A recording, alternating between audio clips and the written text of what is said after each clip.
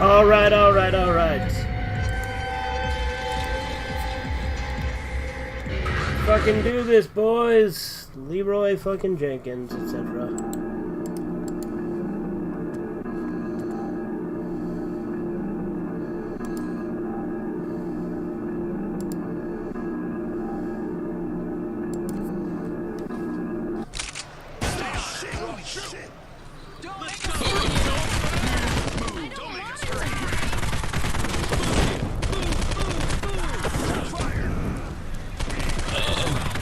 I feel like the napalm launcher has been severely nerfed in this version. Eat lead, sucker.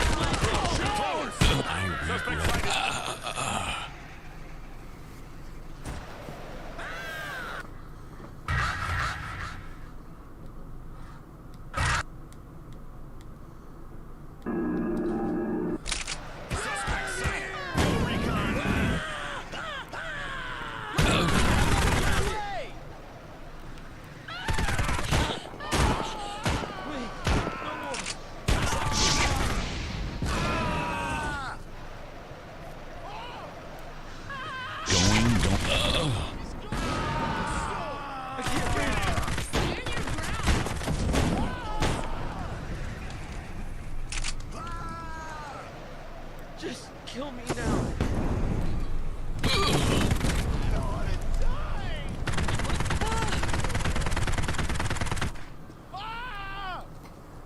What are your thoughts on my new poster for Hell of the Boss? Did you post a new Hell of the Boss poster? Oh, that thing where you put a bunch of Yorotsuki Doji characters' faces on it? No, it was stupid and I didn't get it. As those tend to be when you do them. Like I said, Edgar, you're very confusing with me with your want to tie things together that don't make any sense together with me, but okay. Don't kill me.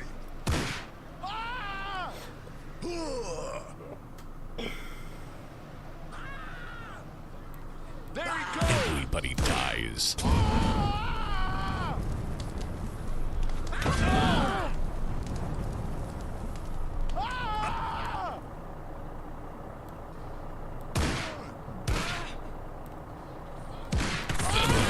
And then he died. Ah!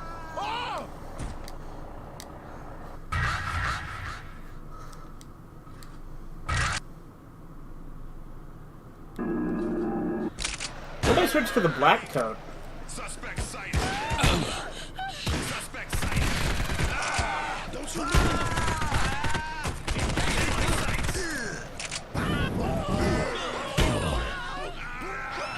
Embrace the heat.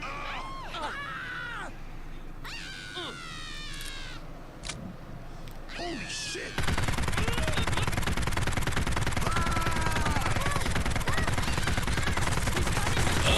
Wait.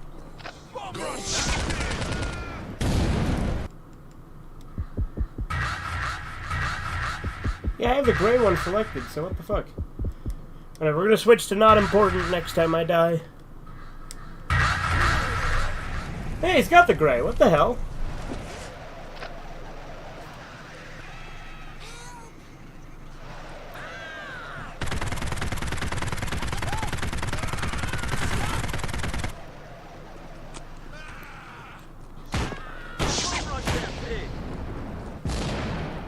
I don't want to die.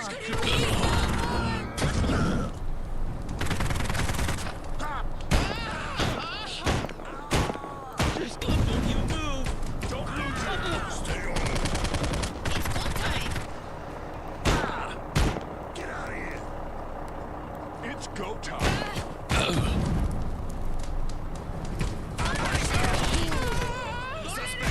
Fuck me.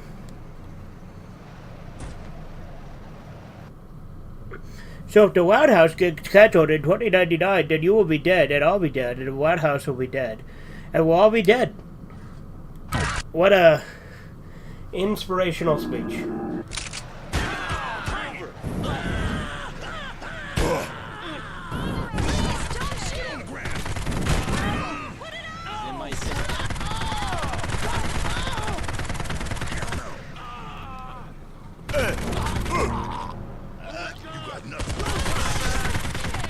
One nation under death.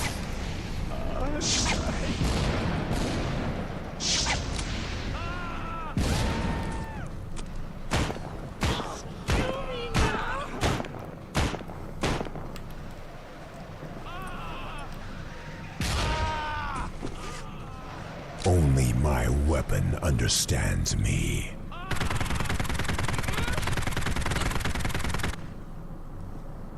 Scumbag! Drop your weapon! Go! Get on the ground! Look out! Human scum. No time!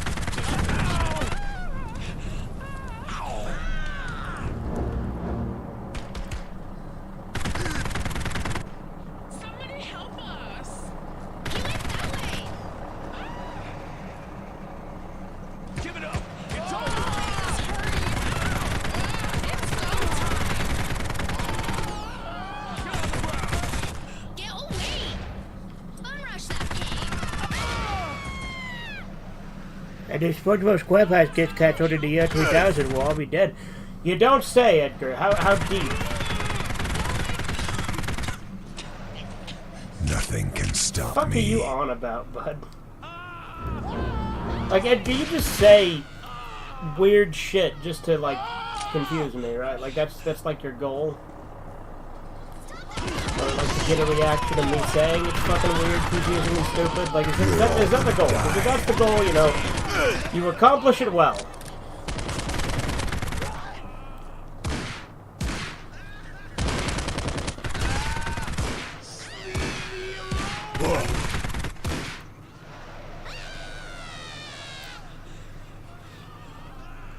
Especially SpongeBob SquarePants haters. Uh-huh.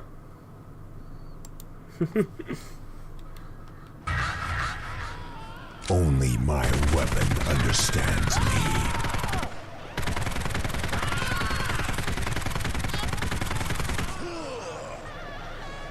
He's going postal!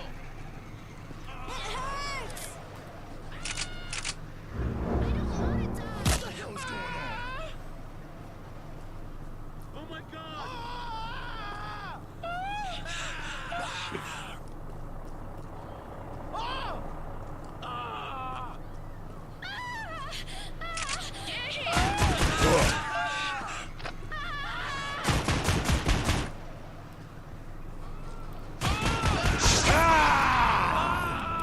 Well, fuck me.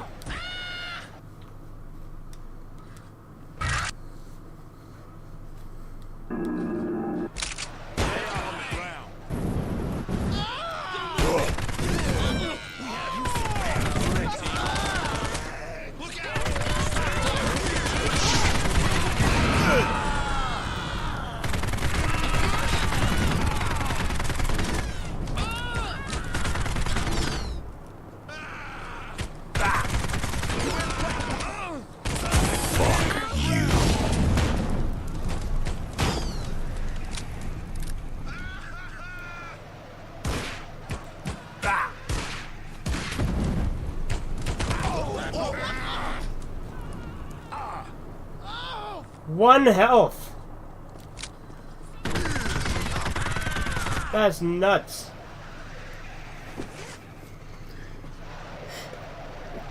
You use Dreams on PS5? Is that a game? I've not played it, if that's what you're asking.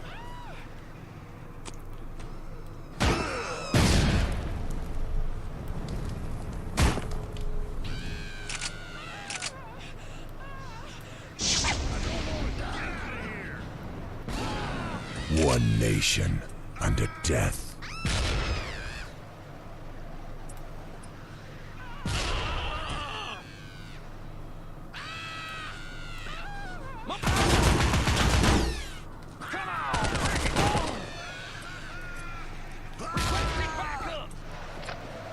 I blew myself up.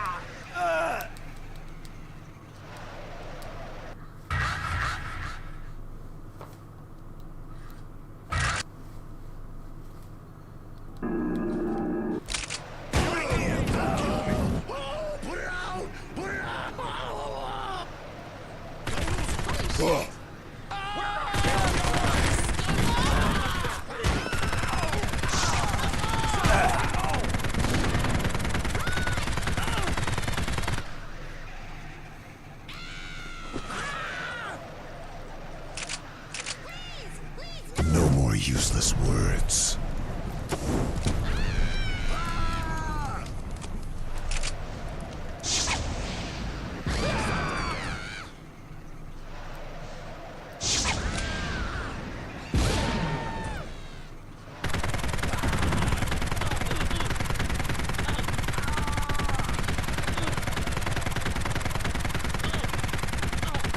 Don't make us hurt you.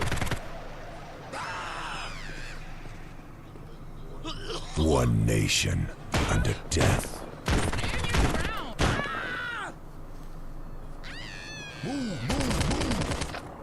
Just finish it.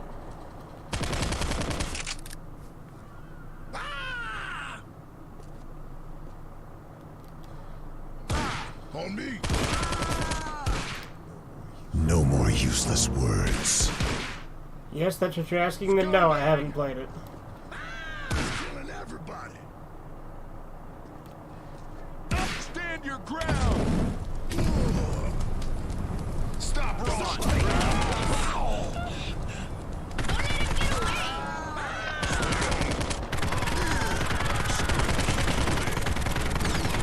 You're all Come on, bring it. Incoming. Fuck! What's up, Super Gaming?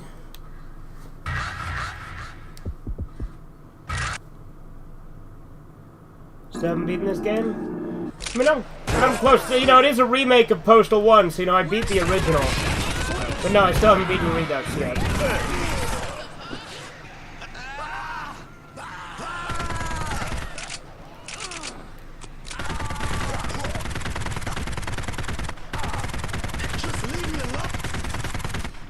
human scum.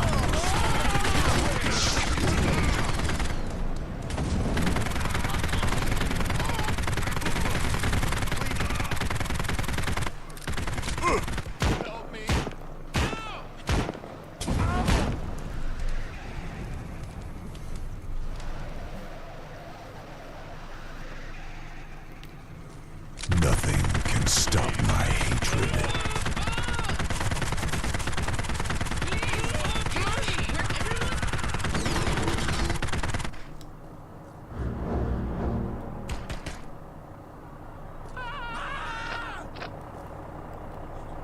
Stay on.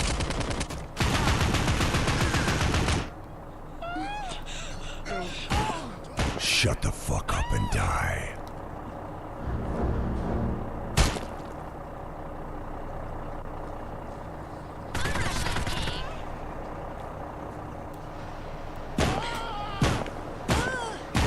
Where could he be?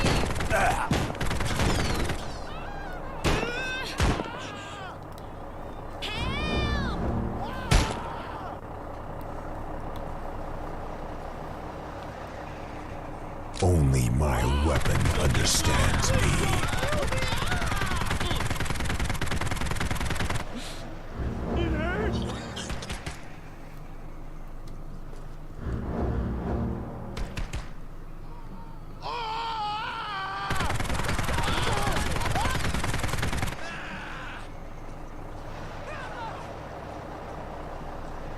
He went that way. Help us. One nation under death.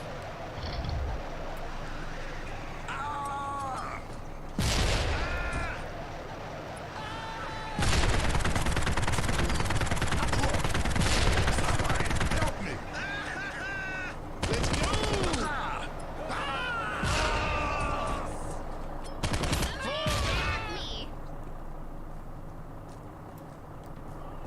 Army.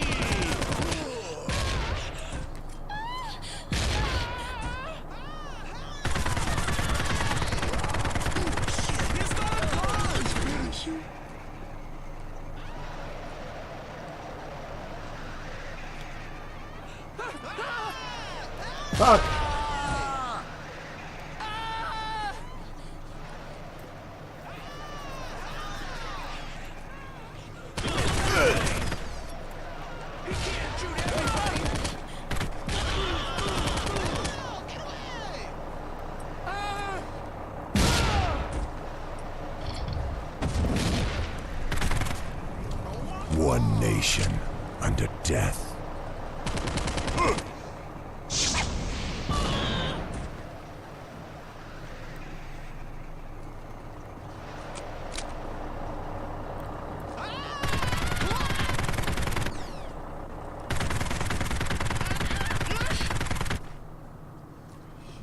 Human scum.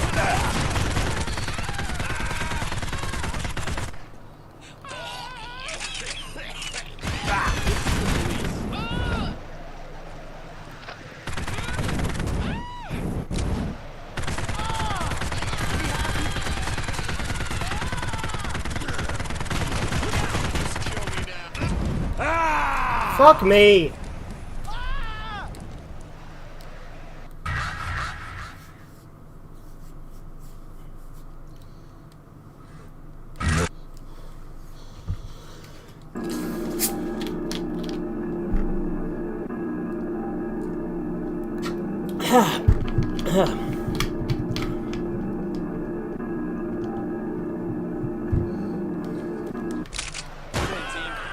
On the ground. Go, recon. Engaging target.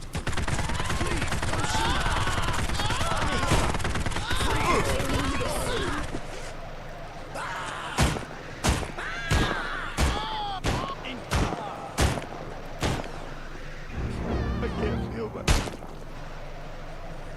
Nothing can stop my hatred.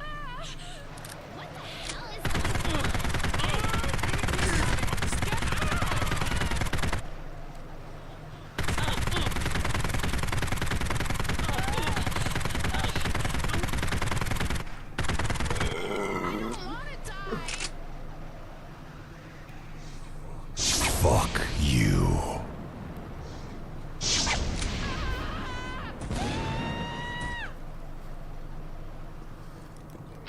Look out! I need suppressing fire. Move in.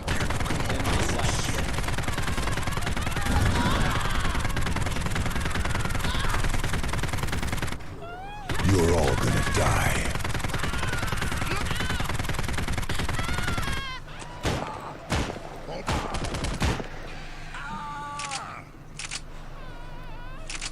Don't let him get away!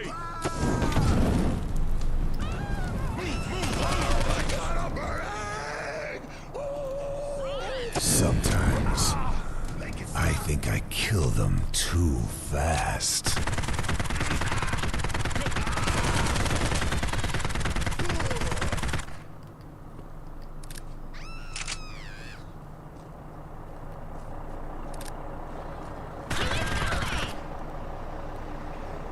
You're all gonna die. Oh god. He's killing everyone!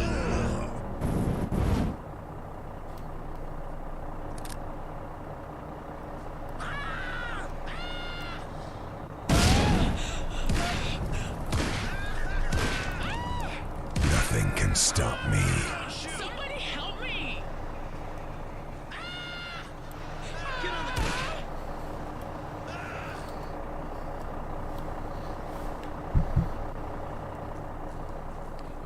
Make it stop.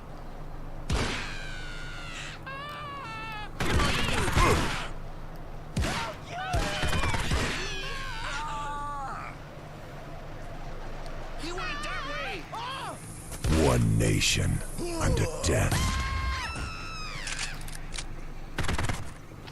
Please, don't kill me.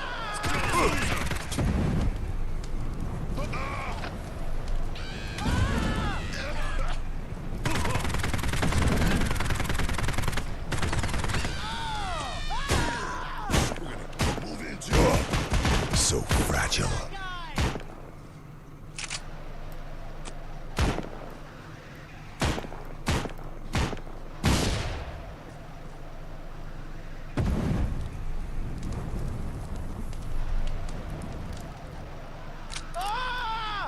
Requesting backup. Just finish it. Somebody help! No more useless words.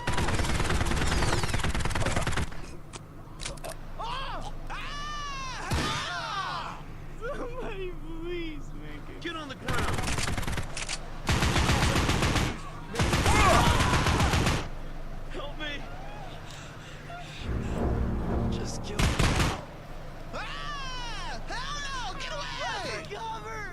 Don't kill me! Oh my god. Quiet. Can't see anything. Ah! Hell no! Stay away! Ah!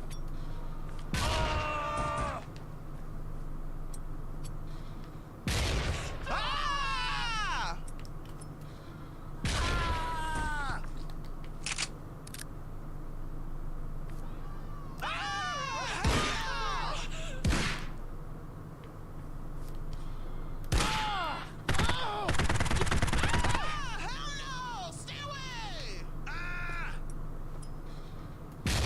Please, please, don't kill me! Get out of here!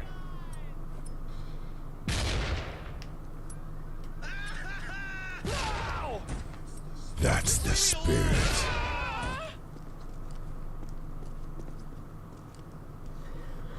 The ghetto. Black leather smoke coils up my nostrils, tingling with death's surprise. Human remnants cling to my clothing like bloody briars as I continue to wade, hip deep in flesh, bone and viscera. Bad neighborhood coming up.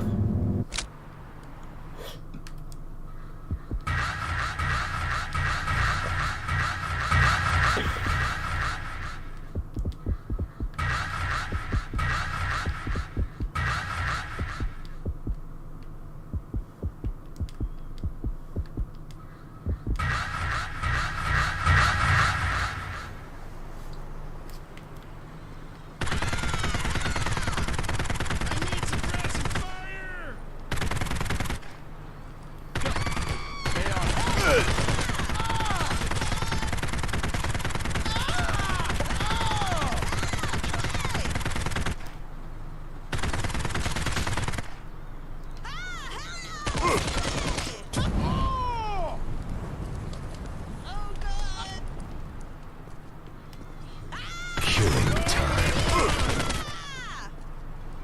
Put it out! Put it out! Don't.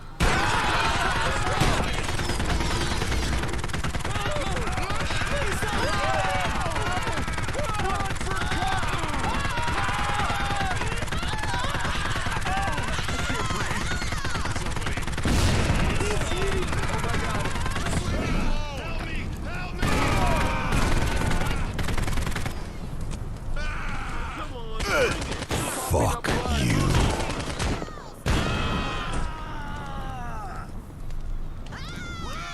Don't hurt me! Stand your ground!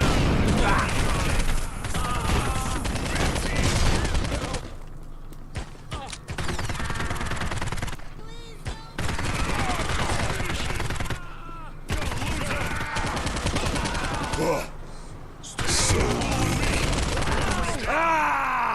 Somebody please make it stop! wanna die.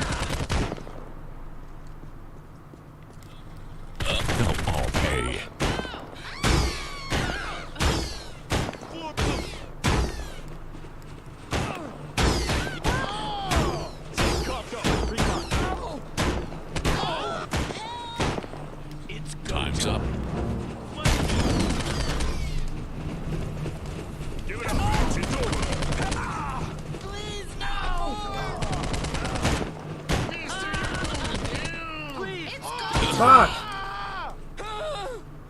Have you played Blood? No, but I've heard of it.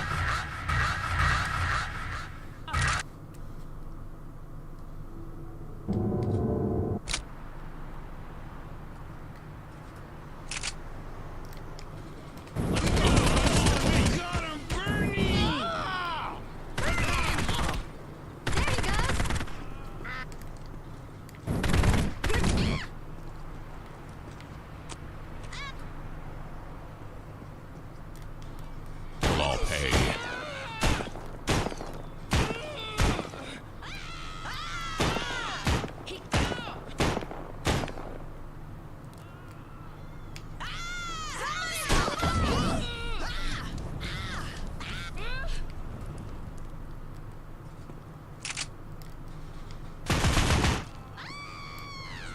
There's plenty for everyone. Why, hello. Hello. Do you have What are we up? I'm playing Postal Redux right now. Got you. Which, I assume you could probably guess. It's the remake of Postal 1. They'll all pay. Yeah. I think also Limited Run did like a physical version of it, if I'm not mistaken. Yeah, and that actually, like... So the thing is, if you go on, like, eBay, and you see the physical release of that, it goes for, like, $89. But if you go on Running with Scissors... But hold on. If you go on Running with Scissors website, if you really want a copy, just go to Running with Scissors website, because you can get a signed copy for $40. That name sounds familiar. They're the developers, I'm assuming, right? Yes, they are the developers of the Postal series. Oh, sick. that's And is it the same a copy mistake. as from Limited Run, or is it Yeah. a different version? So the cool thing about Running with Scissors is for their games, they don't charge any extra for a signed copy. So like my Postal 4 is signed. Oh yeah, I think you posted that in the collections tab. I didn't know you got that from their website though. Yeah. Oh, sick. That's actually kind of cool because look, games are already retail $60, and the fact that it's only $40 for like a signed copy is pretty cool. Yeah, I mean, granted, Postal 4 is a pretty janky game, so I'm glad it was $40. I I'm heard just Postal 3 was the worst. yeah, Postal 3 is the worst. That's undisputable. Because I don't know if you know this, but I'm planning on doing like a big mega review of all the Postal games, hence why I'm playing through them all. Right. I'm assuming number 1 is going to be Postal 2. Yeah, obviously. And like, if we're narrowing it down to expansions, my all-time favorite is Paradise Lost, which is the Postal 2 add-on that came out after 3. You know, I don't think I've actually played the DLC. I just did the main story. I should probably play that at some point. I would recommend Paradise Lost. Honestly, like, Paradise Lost is the first time in the history of video games that I have ever encountered a DLC that, for me, was better than the base game. Damn, that's pretty high praise. Is it short? I mean, it being an expansion pack and all? It's just as long as Postal 2 itself, because, you know, Postal 2, it's 1 week, you know, you play through 7 days, you know? Yeah. Yeah, so it's just as long as the base game. Now, when you played through Postal 2, did you just play, like, base Postal 2, or did you play, A Week in Paradise, which includes Apocalypse Weekend? I believe I just played base Postal 2. So, like, the last day was Friday, then? Yeah. Okay. Last day was Friday on the week. Then yeah, that's the base game, because there's an the first, like, one of the other expansions is Apocalypse Weekend, which gives you Saturday and Sunday. And I'm assuming that it takes place in the apocalypse. It's also a lot more linear. Like Apocalypse Weekend, That's a instead of doing mistake. errands, you're doing missions in a linear fashion.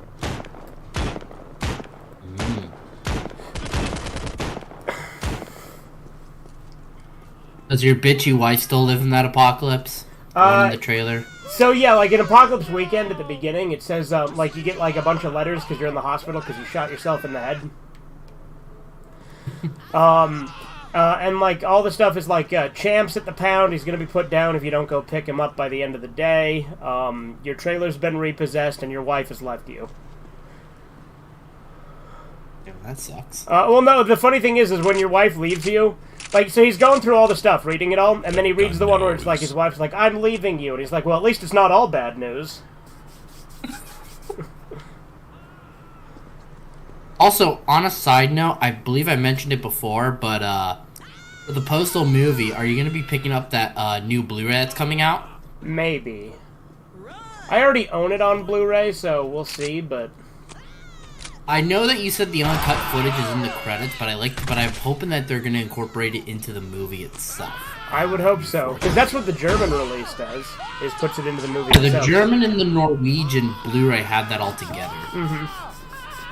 You know, Also, it's cool. with Apocalypse Weekend, or sorry, not Apocalypse Weekend, with Paradise Lost, like you actually fight Postal Dude's boss, like, or sorry, Postal Dude's wife. She's a boss fight. Well, she's actually 3 boss fights. Is she fat like in the movie? So, first time you fight her, she's actually thin and hot. He's like, "It's my wife," but she got thin, and she's like, "That's right, I lost all the weight when I left you. You were holding me back." But then after you beat her the first time, Mad Bull Mike J revives her by dumping a bunch of his milk into her. Or Mad Cow Mike J, I mean. And then that makes her get fat again. And he's like, "Oh, that's the wife I remember." And so then, yeah, she's fat and gross. Hell. And then you fight her again at the end because she becomes a fucking, like, demon. Damn, she becomes... How the fuck does that happen? Again, Mad Cow Mike J, because you kill her again when she's fat, and he revives her a second, like he revives her again, but this time it turns her into a demon. Oh. She's still fat? Yeah. She's a fat demon. Okay. She's actually... I wonder, is that DLC available physically? Maybe. Probably. But it'd be an older release, you know? No, Right. That's a boomstick. Like an early 2000s PC No, it wouldn't be early. Like, Paradise Lost came out in 2014. Oh shit, really? Yeah, because it came out after Postal 3. Postal 3 came out in 2011, and then Paradise Lost was developed as a response to how bad Postal 3 turned out. Because the whole point of Paradise Lost is it retcons Postal 3 as, like, a bad coma dream. So Postal 3 isn't actually canon. That reminds me of what they did with Toxic Avenger. Where Toxic Avenger 2 and 3 were so bad, then in Toxic Avenger 4, they're like, and forget those crappy sequels in the beginning of the movie. Yeah, this is the real sequel. But the thing about... Would you say Paradise Lost is almost as good as Apocalypse and Base Postal 2, or... I would... Paradise Lost is better. Like, again, Paradise Lost is better. Is my favorite entry in Postal. Oh, yeah. I'm sorry, I got it confused with Apocalypse for a second, so okay. Yeah, Apocalypse Weekend is fun, but it's just, you know, Saturday and Sunday, and it's just, like, supplemental. Like, Apocalypse Weekend is typically considered the ending to Postal 2, and then Paradise Lost is considered, you know, the expansion. Like, I mean, granted, they're both expansions, but like, Apocalypse Weekend came out much sooner than, like, Apocalypse Weekend came out, I think, in, like, 2005, whereas the base game came out in 2003. But then, like I said, Paradise Lost came out in 2014.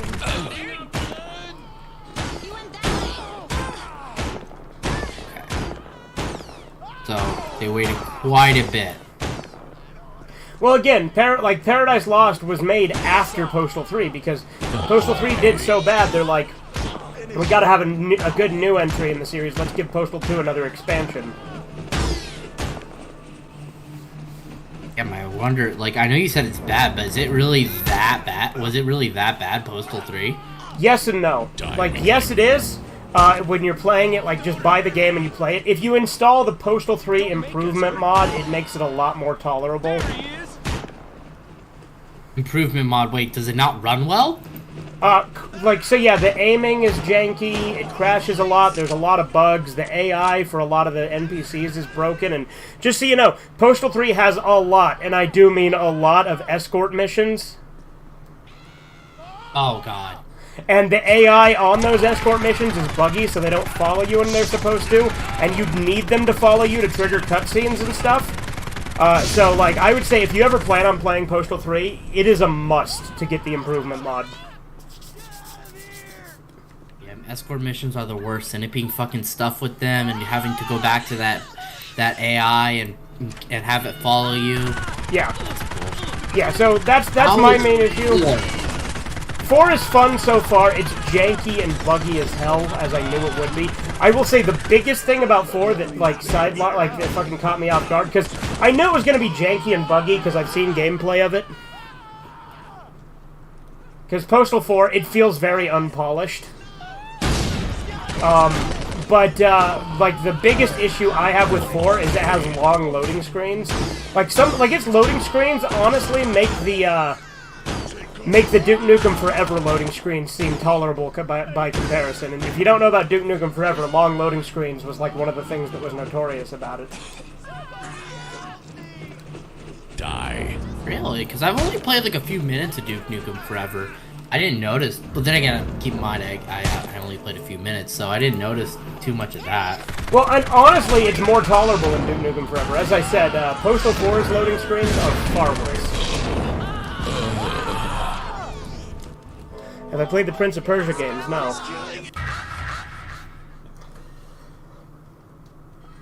I don't know if, speaking of Prince of Persia, if Ubisoft is even going to be getting a dime out of me after that fucking statement that they made. Well, I haven't really supported new games that often. Like, I did buy Postal 4 and Postal Brain Damaged, right, which are both new. Mm-hmm. Now that's a boomstick. And here's the thing, like, when I say I'm reviewing every Postal, I mean every Postal. Jesus fuck. So wait, are you also going to review the original version of Postal 1 as well as Redux? Or are you just going to review Redux? Of course. I've already recorded the part reviewing Postal 1, 2, 3, and 2 of the expansions for Postal 2, but not Paradise Lost yet. Because if you think that video is coming out? It'll be a minute. I have to beat all of the Postal games, because it's going to be one long review. It's easily going to be over an hour. It's probably going to be over 2 hours. That's pretty long. Well, yeah. So far I've recorded my parts reviewing Postal 1, Postal 2, Corkscrew Rules, Apocalypse Weekend, Postal 3, I recorded a segment talking about Eternal Damnation, but I initially wasn't going to play it. But now I am, so I'm going to re-record that segment after I play it to actually have that, because I said I was going to review all of them. So I have to include Eternal Damnation as well. Which, if you don't know, Eternal Damnation actually was a fan-made mod for Postal 2. And the reason I'm counting it still is because it was later re-released in a bundle by Running with Scissors as the Postal 2 Fudge Pack, which included Postal 2 and some expansions as well as fan-made stuff. So they published that game. Yeah, they published it later. Yeah, and then I found a way to play it through Steam Workshop.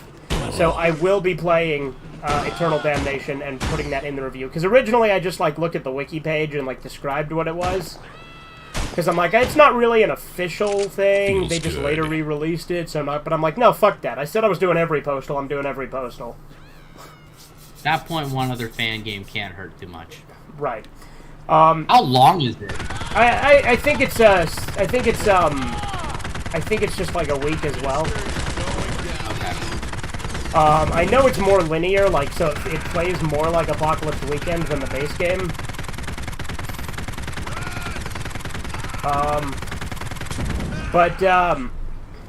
I'm also going to talk. There are going to be probably 3 Postal games I don't play. I might be able to narrow it down to 2 if I can use Kyler's computer. Eat lead, sucker.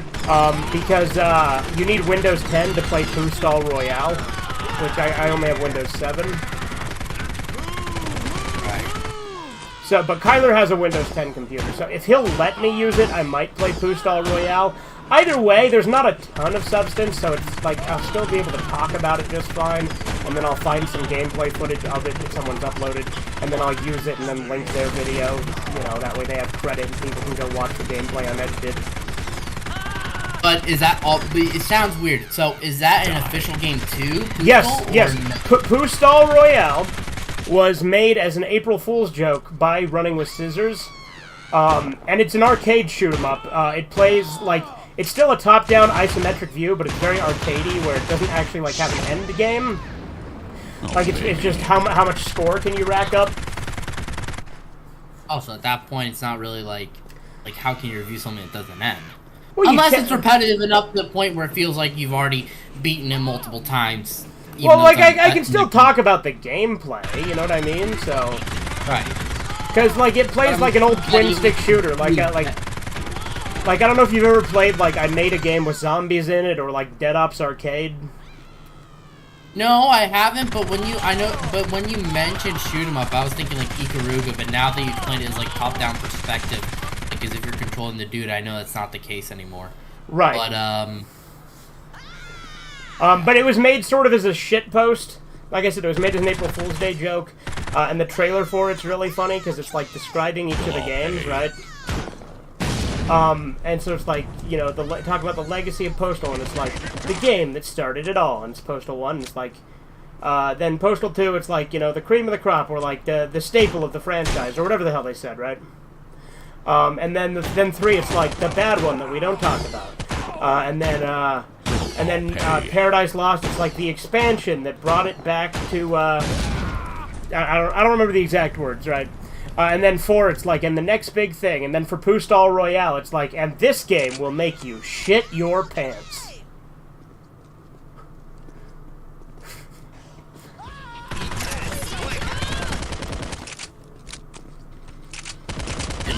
Shit your pants. Also, Postal Royale is completely free to play, so...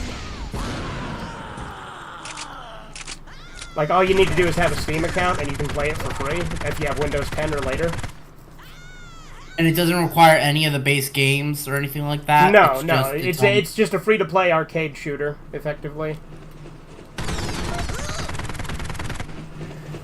I wonder why it only runs on Windows 10. Like, that's because most new games do. That's the thing. So, for instance, Postal 4 and Brain Damaged, if I was playing on PC, I would need Windows 10. I think Redux I would also need Windows 10, to be honest. But I'm playing 4, Redux, and Brain Damaged on PS4, so it doesn't matter.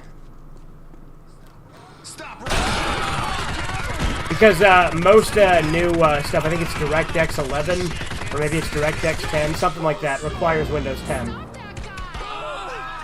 Crazy, especially considered that they're not like Windows 7 and all these operating systems could handle it. So yeah, exactly. And here's all right. So I've noticed these orange shirt guys are clearly supposed to be the protesters from Postal 1, but they took away the protester signs they had. So I wonder if that's an intentional, like, why they would change that. You think they would self-censor themselves, or no? It's Postal.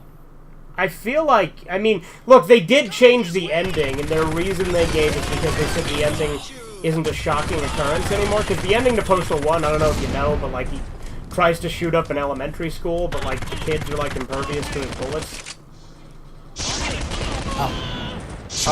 But in this version, I think it's, like, you see your own funeral instead.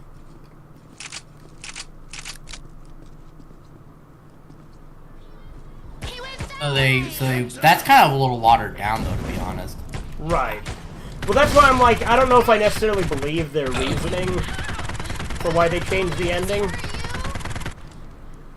I'm dying. Like, granted, I think Postal Redux, I like a lot of the, like, updates and stuff. Like, first off, Postal Redux has 3 playable characters instead of just the Postal Dude. There's Postal Dude, there's Not Important, which if you don't know is the main character from Hatred. And then there's Smiley the Clown, which is just a clown with Postal Dude's voice.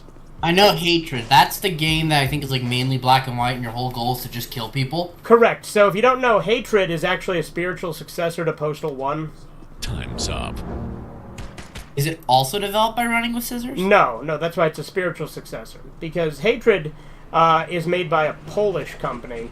But here's the thing.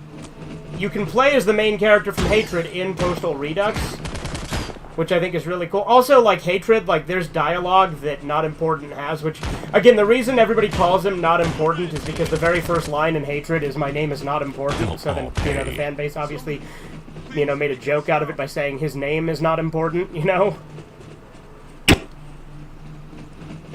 And then, like I said, he's literally called Not Important in Postal Redux. In Hatred itself, he's actually just called the antagonist, which I think is funny that the protagonist is called the antagonist. Well, I get the joke there because he's killing everybody. Yeah. But I mean, granted, that's also the point of Postal 1,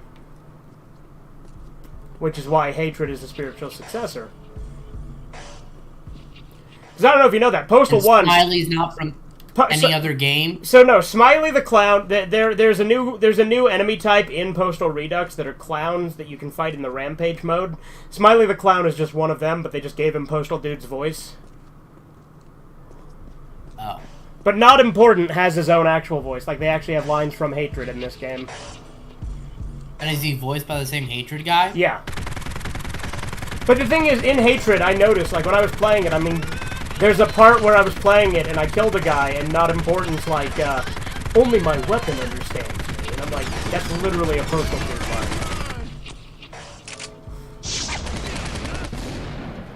Ripping much? I mean, it's a spiritual successor, so, you know. Fair. I mean, hell, Running with Scissors liked it enough to put him in Redux. Okay, maybe it's actually this level that has the protesters. Let's find out.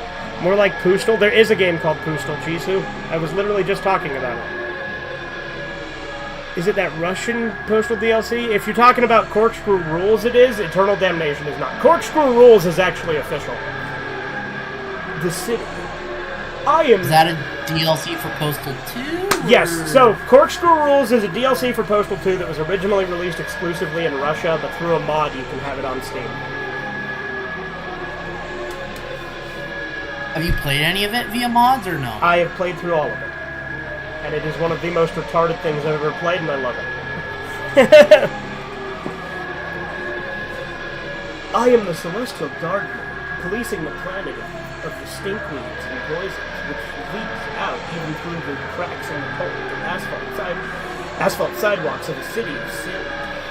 Okay, now this has got to be the one with the protesters, so maybe I was wrong. Kind of cool that the He's in my sights. He's going postal. He's in my They'll all sights. pay. Don't make progress. Where can he be? You do, yeah, you like, do you even know anything about Postal 1, Steven?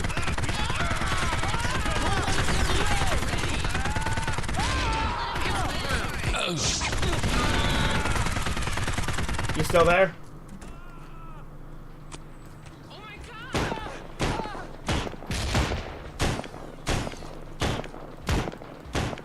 Now that's a boomstick.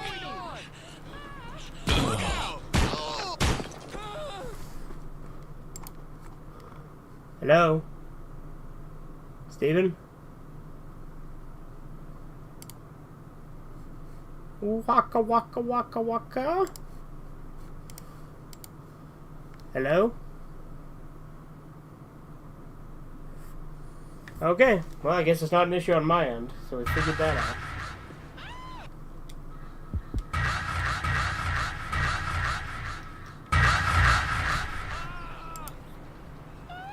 Audio is acting up? It's on mine? Okay. So yeah, no, what I was asking is if you know anything about Postal 1. Because Postal 1, the goal is to go on a mass shooting. Like, that's the whole goal of Postal 1. And you don't have to kill any of the civilians, but you do have to kill any, like, police or, like... Well, not any. I think you have to kill 90% in, It's 90% in all the levels of this version, but in the original, it's different per level, I'm pretty sure. But, yeah, you have to kill hostiles, which are, you know, police, military, vigilantes with grenades, you know, a bunch of different things. But, you know, killing civilians is completely optional. But, that's why I say, like, because of Postal 1, there is no way I can see Postal Dude as anything other than a fucking maniac. Like, when people act like Postal Dude is, like, you know, just like an everyman, I'm like, have you played Postal 1?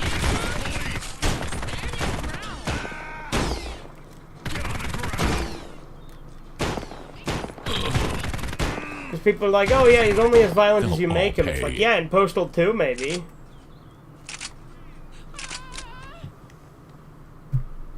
Home mass shooters are just your average Joe, yeah. Stop the bleeding. Don't kill me.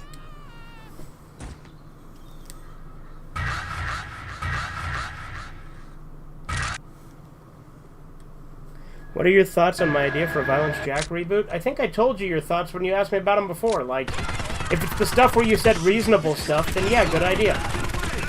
If it's one of those times you said, like, weird, crazy, retarded shit, then not so much. It really just depends on which time you've made a suggestion that you're referring to.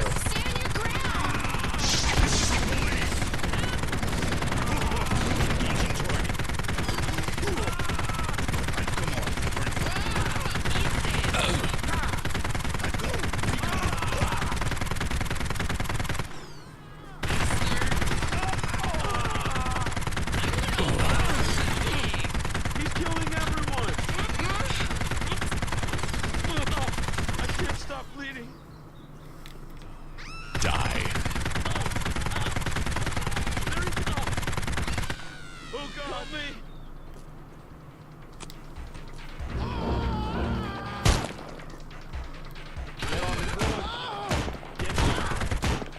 Somebody help us! Kill me now.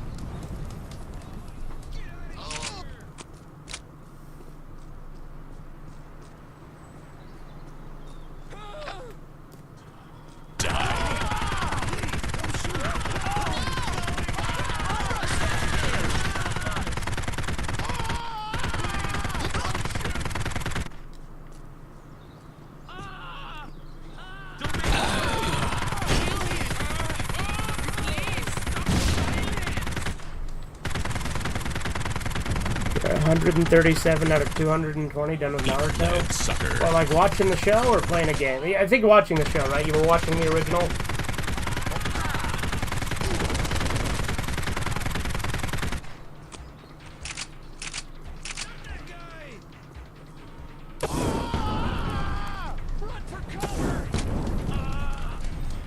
Proudly made in the USA, baby. Yeah, the napalm launcher sucks in this version.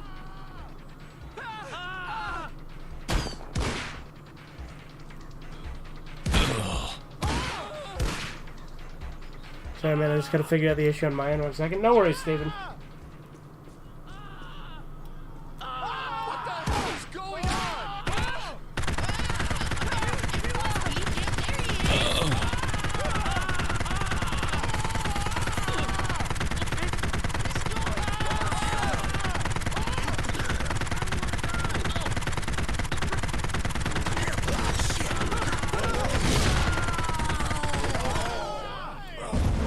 Eat lead, sucker.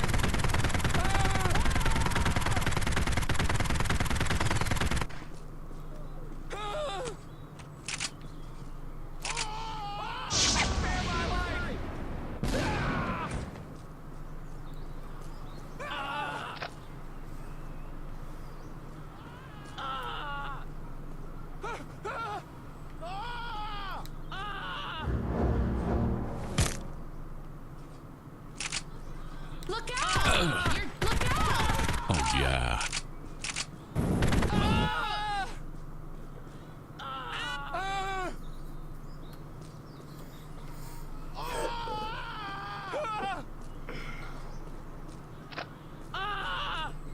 Get him!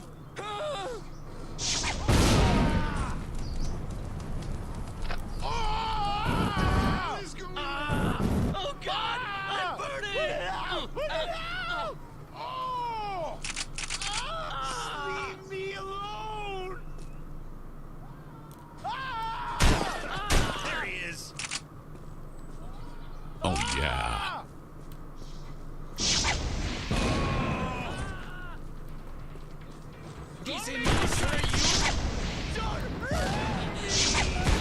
Fucking hell.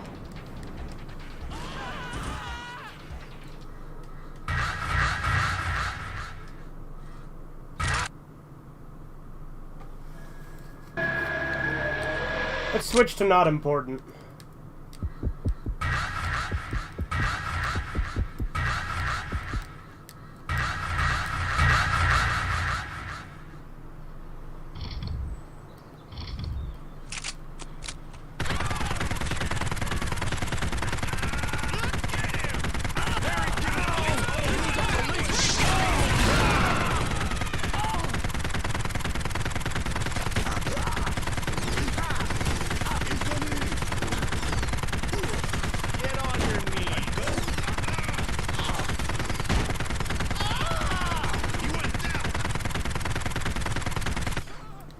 I can't feel my legs. Feels good.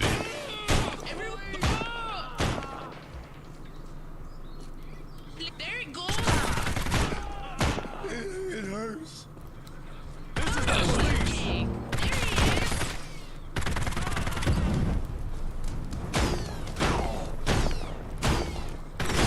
Now that's a boomstick.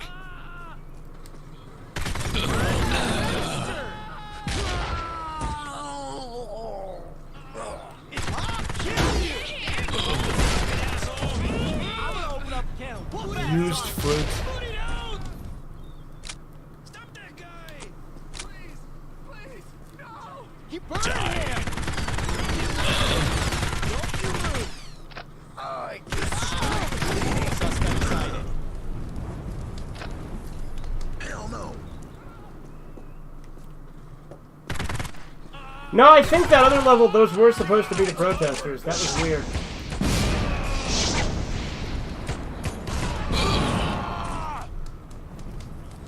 Evil must die. On me!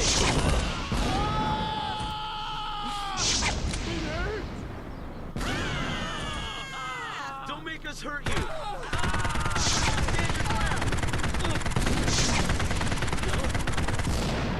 Spare my life. Eat lead, sucker.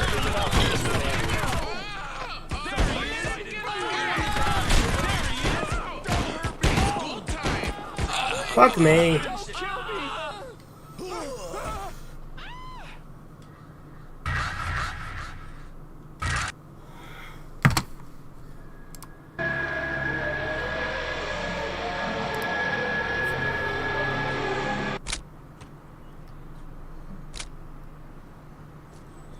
Get him! Suspect We're sighted. in my sight.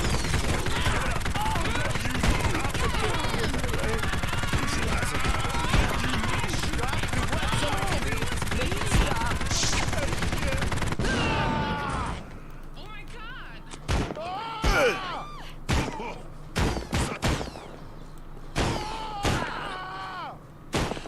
Shut the fuck up and die.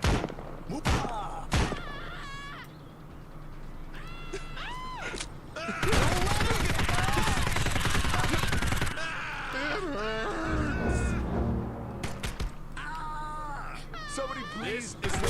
I'm burning. I think Postal Dude is Duke Nukem's little brother. He's much more nutty than Duke Nukem.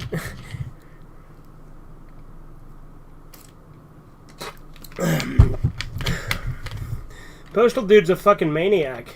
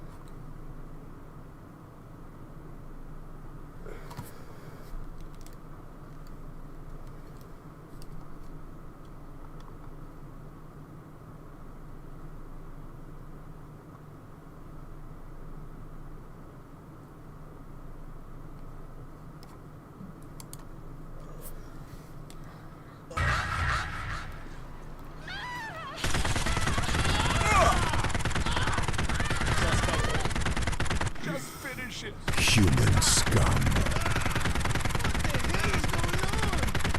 What the hell is going on?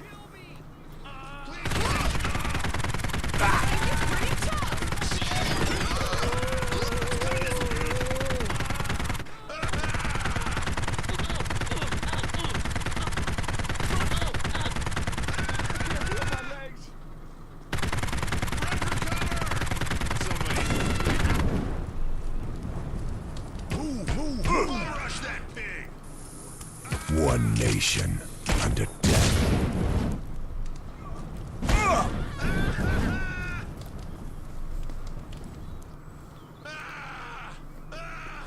Call the police.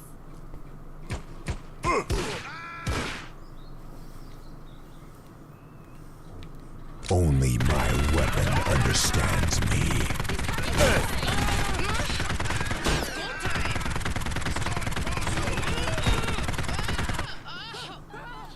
What the hell is going on? Call the police.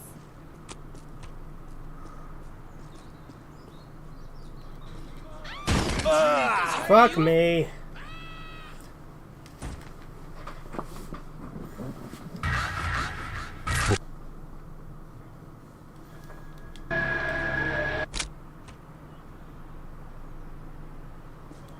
Don't. It's coming this way. You move.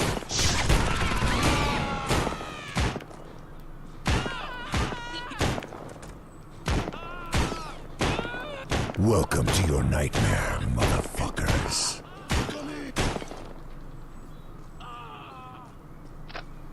Don't you move.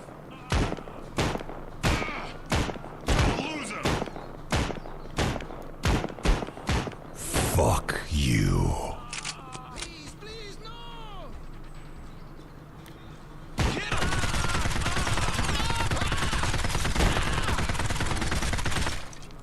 Just kill me now. Give it up.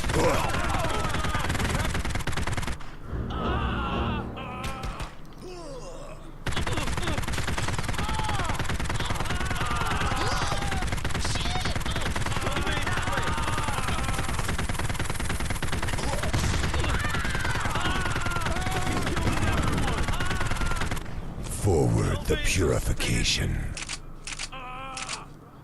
Drop the weapon! Get out of here!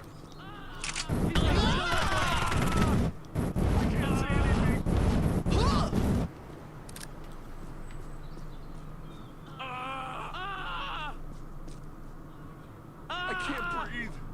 One nation under death.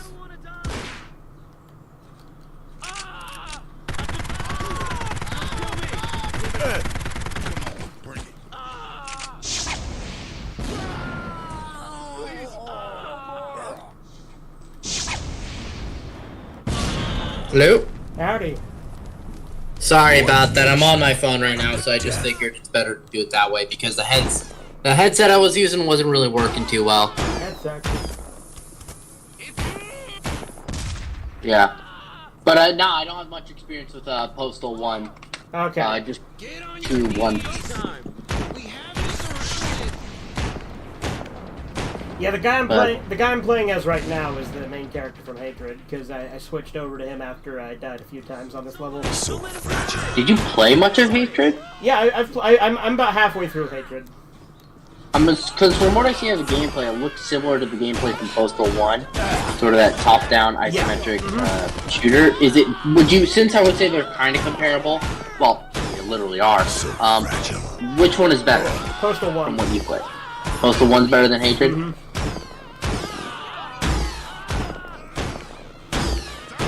Now, as far as like OG Postal 1 or Redux, which is Redux? better, yeah, if you're asking me which is better than those two, I'd probably say like OG Postal 1 is like I prefer it. Like there's some improvements made in Redux. Like there's a revolver in Redux that is fucking great. Like here's the thing. I think both.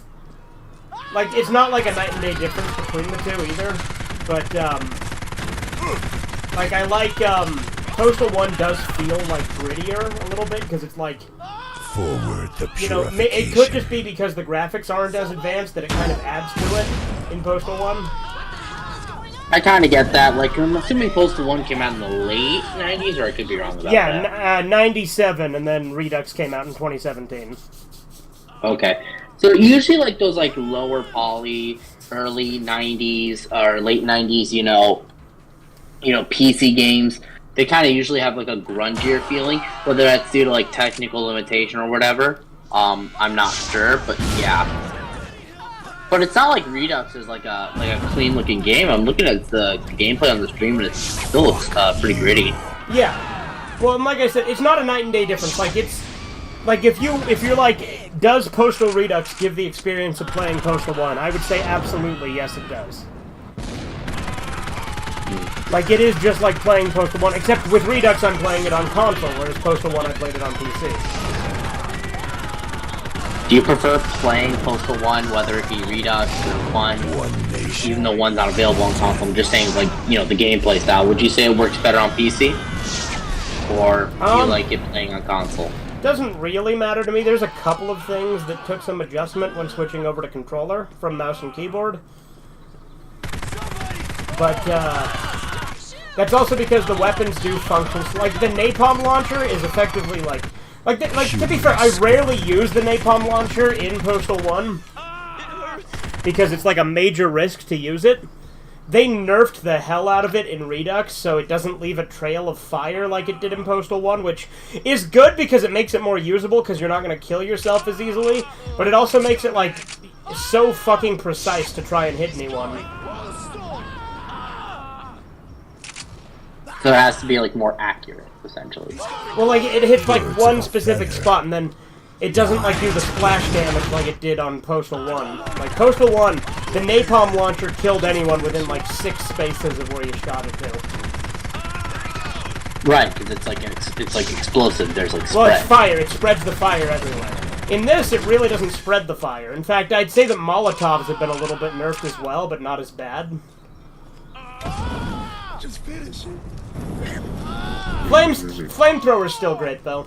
No more useless words. Can you still wait, was pissing on people only introduced in 2, or can you do that here? Yeah, pissing was introduced in 2. So pissing is in 2, 3, 4, brain damage.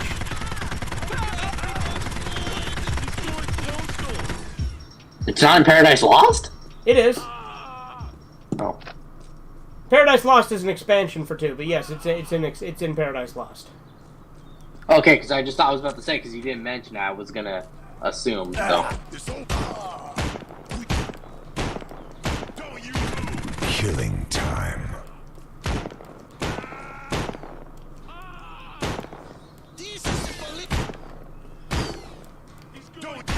Hatred's I only say this. Sorry, continue. I was gonna say, Hatred's definitely harder than Postal 1. Like, significantly harder, or just like a little bit more difficult? It started out really hard, but then I found out if you just crouch, enemies are a lot less likely to hit you. So crouching becomes essential anytime that armed enemies show up in Hatred. Also, a key difference between Hatred and Postal 1 is Postal 1 killing civilians is completely optional. Hatred killing civilians is the main goal. The Carnival! As you should. So the Carnival, this is a new level. The Carnival was added in Redux. This level is not in the OG Postal 1. Keep your head... Is it the only new level that's been added, or is I can't remember. I can't remember if there's more than one. Keep your head, hands, arms, legs, and feet inside the ride at all times. You're bound to lose more than just a few limbs. I feel like I have to be Smiley the Clown on this level, right? Well, I mean, it's a carnival, of course.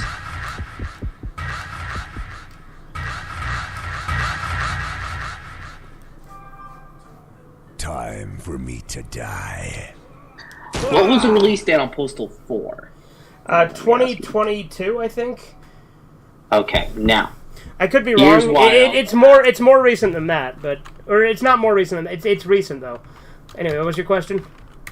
So, with it being a 22 game, how is it? It's not like it's okay. So down. I was wrong. I was wrong. It's 2019. in the ballpark of when things were getting tamer. No, it's not. You know what I mean? Right. So, with I would say that like in some ways it's tamer, as in like you can't cut off people's arms and legs, but you can still like shoot their heads off or cut their heads off with a shovel. But the thing is I think that also could just be due to the fact that they just kind of half-assed some of it. Like, I'm not gonna lie, there's parts of Postal 4 that feel kind of half-assed. Oh, so it's restricted not in the sense of like they were worried about offending. It's literally like budgetary and technical restraints. I believe so. I could be wrong. And I haven't like fully because I've played Postal 4 a bit, but I haven't like played like a ton of it yet. Like, I'm still on Monday in Postal 4. Because and Postal 4 is very clearly just trying to be Postal 2 again, you know what I mean? Postal 2 with anything's pretty tough, though, to be fair. Right, but that's the thing is, like after the colossal failure of Postal 3, obviously for 4, they're trying to go back to what 2 is. And, there are some improvements. For instance, you have a mini-map now that makes it a lot easier to know where you're going, and you can set waypoints, which is pretty cool. I can't feel my legs. Get out of here!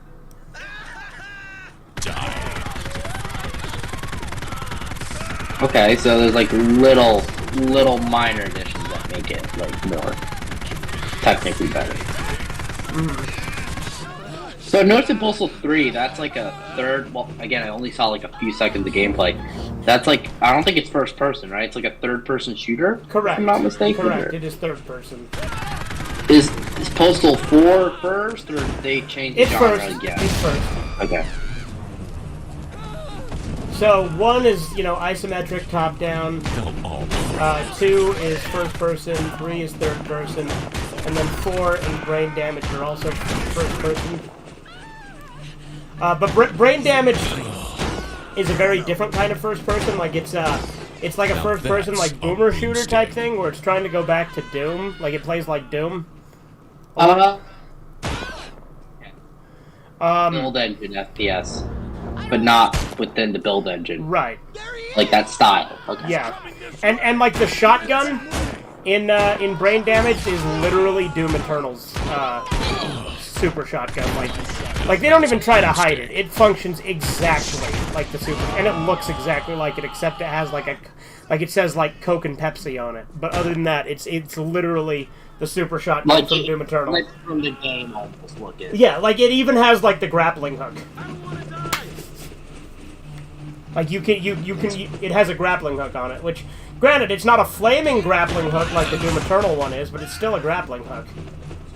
God, wait, a flaming grappling? I gotta play Doom Eternal. I know you recommended it, but I gotta play that. I also gotta replay 2016. That's been a hot minute.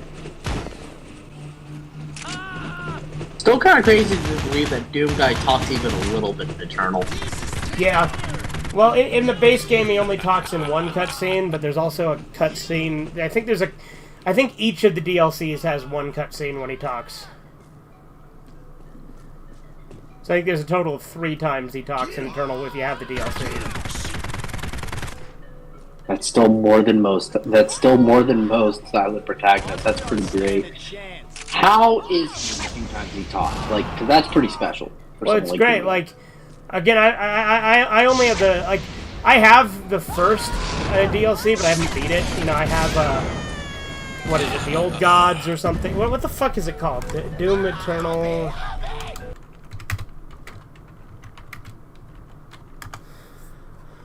Ancient Gods, the Ancient Gods. So I have the Ancient Gods Part 1, but I haven't beat it yet. There's Ancient Gods Part 1 and Ancient Gods Part 2. I have Part 1, but I've yet to beat it. But I have beat the base game. And like I'm pretty sure that the other 2 cutscenes are when you beat those DLC. Whereas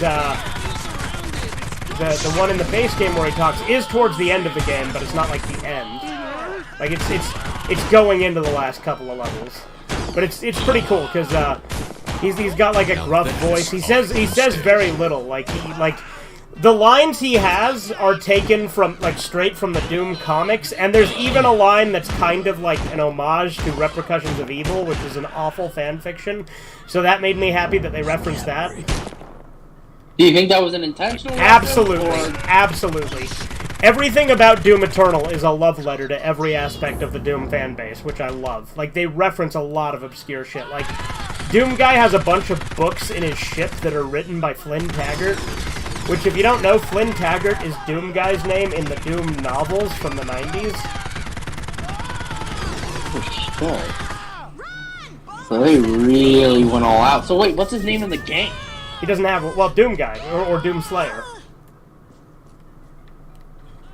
Eat lead, sucker. Crazy that they went all out. His name was at one point going to be Buddy Dakota, but they didn't keep that. I'm kind of glad. This doesn't sound like a Doom Guy name at all. Another name that he's had is B.J. Blazkowicz III. We'll tie into Wolfenstein. Yeah. They'll all pay. God, I still never. I can't get through Colossus.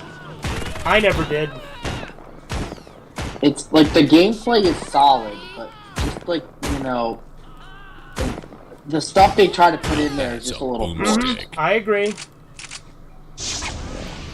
The race baity bullshit. Yeah, no, and like that. I think he said something about white people in one line. It was a little cringe. Well, yeah, he like says like some shit like, "Let's get those white Nazi scum." It's like, what? It's like, dude, like, come on now. You're telling me that a fucking American soldier in 1940s is gonna say that? Like, really? Well, I mean, it doesn't take place in the 40s. It takes place, I think, in like the 60s or something, right? Because like it's an alternate. Yeah, it's like in the future. Yeah. And then like he has like that like black girl that he liked as a kid, and then he had like his racist dad. Like, it's really cringe. And it's not even just that, you know what, that part was bad enough, but even if it wasn't well, the whole idea that he has that like abusive dad subplot is just unnecessary to me. Like, Yeah. I don't know why they added that. Yeah, That was just because BJ's a badass, and like he's been a badass in every iteration until they're like, let's make him like weak and vulnerable by having him have like an abusive childhood. like that. And also, I mean, granted, I don't want to get on them for the fact that it's derivative, because I mean, if you execute something well, it could be good. But that's just been overplayed so fucking much. And to see it in someone like him that's like almost unstoppable, it's like, I don't want to say it weakens him, but it kind of does. Like, I know it sounds bad, but The Doom mods are canon to the Doom games. I'm sure some of them are. Like, id Software's pretty big on the fan community. But especially, like I said, Doom Eternal is a love letter to every aspect of the fan base, which I think is great. They'll all pay. would you say it's your favorite Doom game? Absolutely, without question, yes. Holy shit. So for me, ranking the Doom games, Eternal is my favorite. The second would probably be 2016, then Doom 3, then Doom 1, then Doom 2. Okay, wait, hold on 1 second. What's up? Nah, what happened? Hold on, I'll be right back. Okay.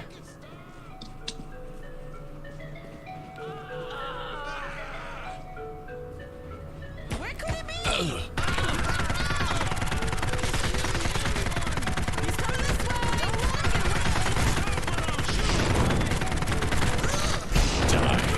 Fuck me, these rocket sentries.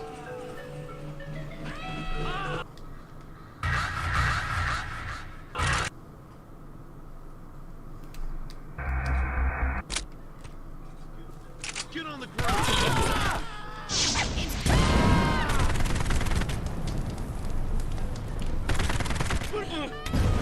He went that way. Suspect excited. Somebody help us! In my sight. Get him! This is the police. Now that's a boomstick.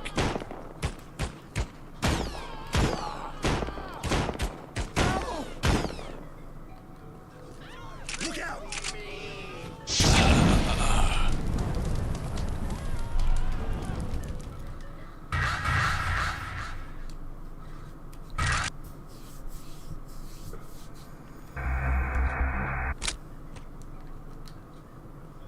Suspect.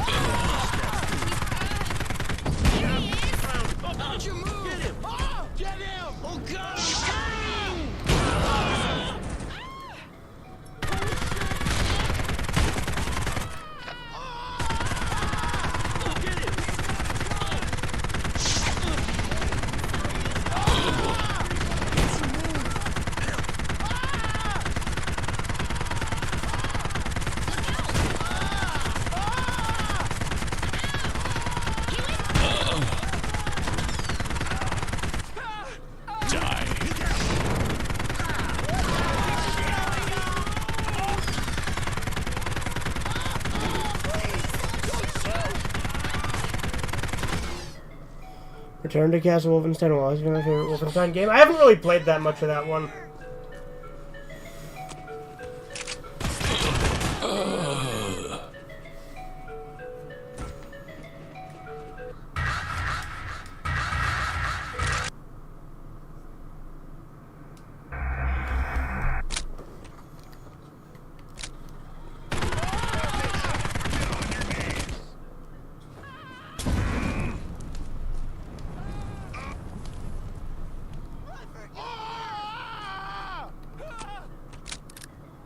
Call the police!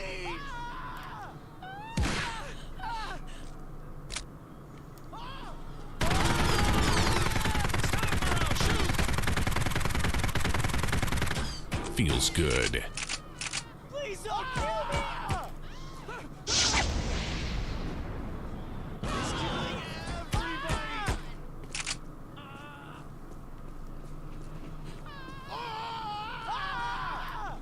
Somebody help me!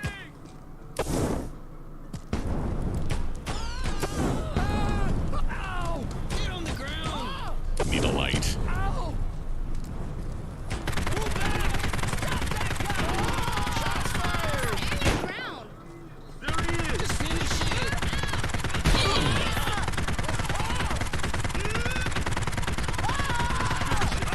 Please don't kill me!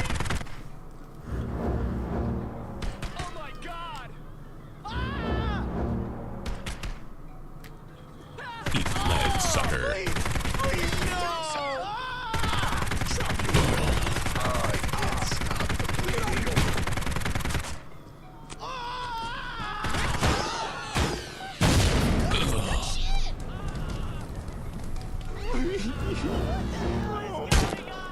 Just leave me alone.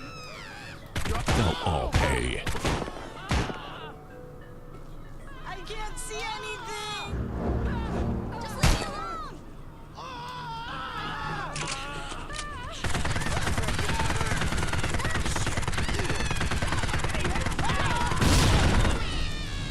Wait, no!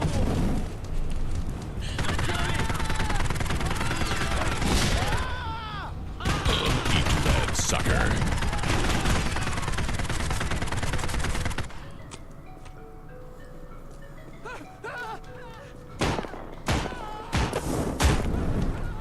Oh my god! Get out of here! Call the police! The end.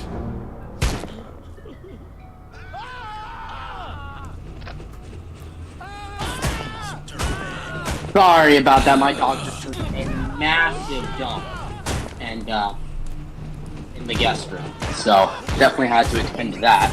Yeah, no worries. They'll all pay. Holy shit! Literally. Just finish it! Don't get a pit bull. Gotcha. They're actually good, but holy crap. But anyways, yeah, where were we? Doom. So what would you say the ranking was? Because when you said it, it was what I was called. So Eternal's the best. Second place would be 2016. Third place would be Doom 3. Fourth place would be Doom 1. And then last place would be Doom 2. It seems like Doom 3 over the years has kind of like gotten more and more popular with people. Because I heard that initially it wasn't like huge among people, but I guess now it's gotten like a lot more love. Right, and that's because people were stupid, because Doom 3 was always great, and anyone who said it otherwise is dumb. Everyone's bleeding. No, but yeah, Doom 3 has definitely gained more love in recent years, as has, like, Halo ODST, right? Because a lot of people like to hate on, like when ODST came out, they like to hate on it. But it's never been a bad game, ODST. I always thought it was pretty good. Yeah, but a lot of people had issue with it and said it was bad. I love ODST. ODST is one of my favorite Halos, so... I'm dying. I also have to say, I kind of wish we could play as an ODST again. Just because it played so differently. Right. Although, I am, part of me does kind of hate that ODST was the first game to remove the dual wield. That was always kind of gay. Yeah. Well, you know, I like ODST better than what's it called? Reach. Whoa! I think Reach is the worst Bungie Halo game, and that said, I still love Reach. Reach is still good, but out of all the Bungie Halos, Reach is my least favorite. Like it's just not as good as 1, 2, 3, or ODST. Because I mean, I know this isn't a hot take or anything, but Reach is actually my favorite of all the Halo games. I like the grittier style of it. I like how the armor looks more militaristic. I think the multiplayer is amazing. It has my favorite campaign, hands down. Central Park. No day in the park. Too much of the blood on me is mine. But the day is not done, and I've miles to go to make them sleep. Peanuts, anyone? Anyway, go ahead. Nice quote. Well, I was reading the level intro card. Oh yeah, now I see it with the stream. I'm a few seconds behind. Yeah, because there is a delay. But because I guess the reason also why I like Reach so much is because with 1 and 2, I like those games quite a bit, but I didn't grow. I was like, years old when Halo 1 came out, and I was like maybe 4 or 5 when 2 came out, so I obviously didn't get a chance to enjoy the multiplayer as much until I played the Master Chief Collection. Also, on a side note, I will say Halo 2 is probably the greatest remaster, for cutscenes mainly, I've ever seen in the game. Oh yeah, yeah. Mm-hmm. Like, I still think to this day, those cutscenes are like a CG movie with the cutscenes engines, and it looks fucking insane. Like, one of the craziest remasters I've ever seen. Yeah. Holy shit. Doom is better than Gears of War? I agree. Or are you saying Gears of War or God of War? Because, like, I mean, I'd agree to both. But, yeah. I do want to get into God of War, though, to be fair. I've only played a little bit of the 2018, but I've got to play all of them. I mean, I would say, with Doom, I can't comment, because, again, I've only ever played the 2016 game, though I'm pretty sure I would prefer it. I do prefer the 2016 game over, like, 1 through 3. Even though I do like those games. 1 through 3 of Doom? That's a boom I'm saying I prefer Doom 2016 through Gears 1 through 3, because Doom 2016 is the only Doom game I finished, but even then I do prefer it to the Gears trilogy. Right, okay, I get you now. But I do like Gears 1 through 3. I don't know why they made more, though. Yeah, I agree. 1 through 3 was perfect. They'll all pay. Like, you don't... Well, not perfect, but you know what I mean. Like, there's a good ending spot. Like, it's a satisfactory ending.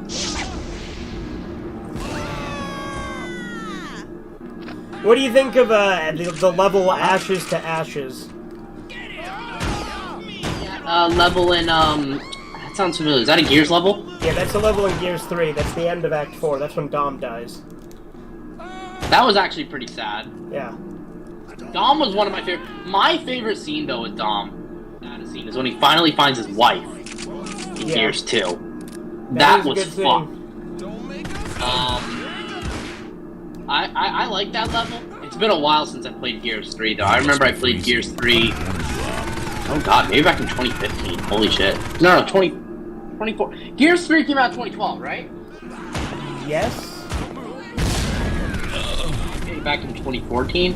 And then I actually went backwards, and I played Gears 2, and then Gears 1. I don't know if I finished Gears 1, but I know the story, and I beat Gears 2 and 3. So, I'm not, like, the hugest Gears fan, but I like the story quite a bit. My favorite is Gears 2. Like, out of the series, Gears 2, I think, is the best one. I will say this, though. Gears 2 is probably the darkest. Yeah, I think that's why I like it so much. Like, Gears 2, I think, is the best because, like, I think gameplay-wise it's the best, but also, it's got,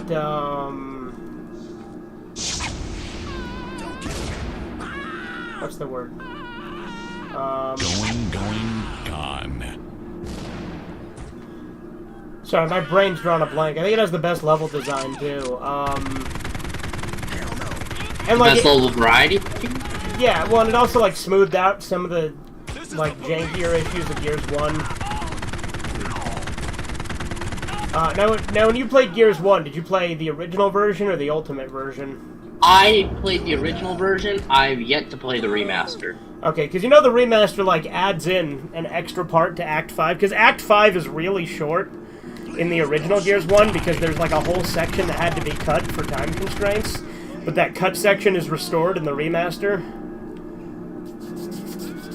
Is that cut section like a full level? Or? Yeah, like it like doubles the length of Act 5.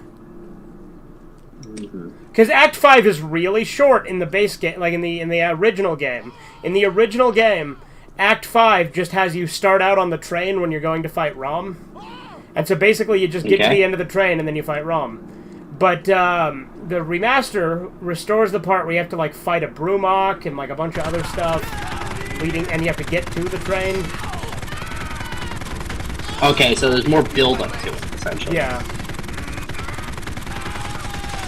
Would that also technically mean that the remaster's more canon than Gears 1?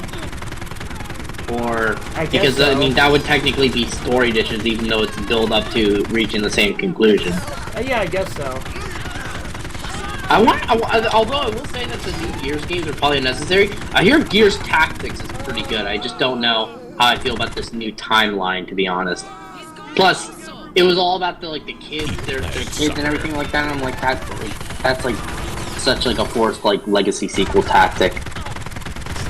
Yeah, I don't have an issue with it if it's done well. Right. Because like the next generation thing can be done well. I mean, look at JoJo. Well, that's different. Like, isn't that? But that's like built into the show. Like each one's about like a different JoJo from the lineage. Sure. Although Part 6 is an atrocity, and Shrimp is insane for saying it's like his third favorite. That's the one with the chick one. Yeah. And that's not the only reason it sucks. But you read the manga version. Yes, I have not seen the anime of 6. Correct. I've read the manga. And Shrimp has seen the anime and not read the manga, so maybe they changed it, but I doubt it. Like, my problem with, I do like Gears 1, 2, and 3 a lot, yeah. But, my problem with Part 6 is the ending, mostly. Also, the way that they handle... Also made the art style really gay. Yeah, but that's been a problem since Part 4.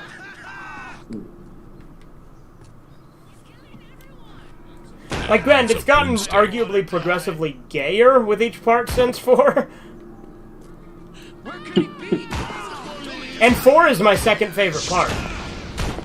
1's your number 1. Yes, which is a really hot take. Because a lot of people like to shit on 1.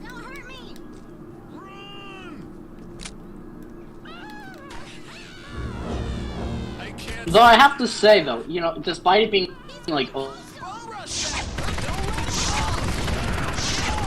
cut out. JoJo's pretty... Oh, sorry about that, because I got a phone call in. Despite it being what? Being overly flamboyant and everything like that, the art style is pretty kind of striking. Like those, like, sharp black linings and everything like that. It looks pretty unique for an anime, I have to say. Well, yeah, that's David Production, the anime studio. They did a great job because, like, the really thick lines and shit is in all the parts. They'll all pay. That's good to know because, again, I really like that art style. That and, like, the Toriyama style art style, I just don't see, like, a lot in anime outside of what's in it. You know what I mean? Right. Have you ever you haven't watched JoJo at all, have you? I've only ever seen 1 or 2 episodes. I gotta get back into it. There's just a huge backlog of stuff. But I gotta get further into it. I feel like I'd really like it. Yeah.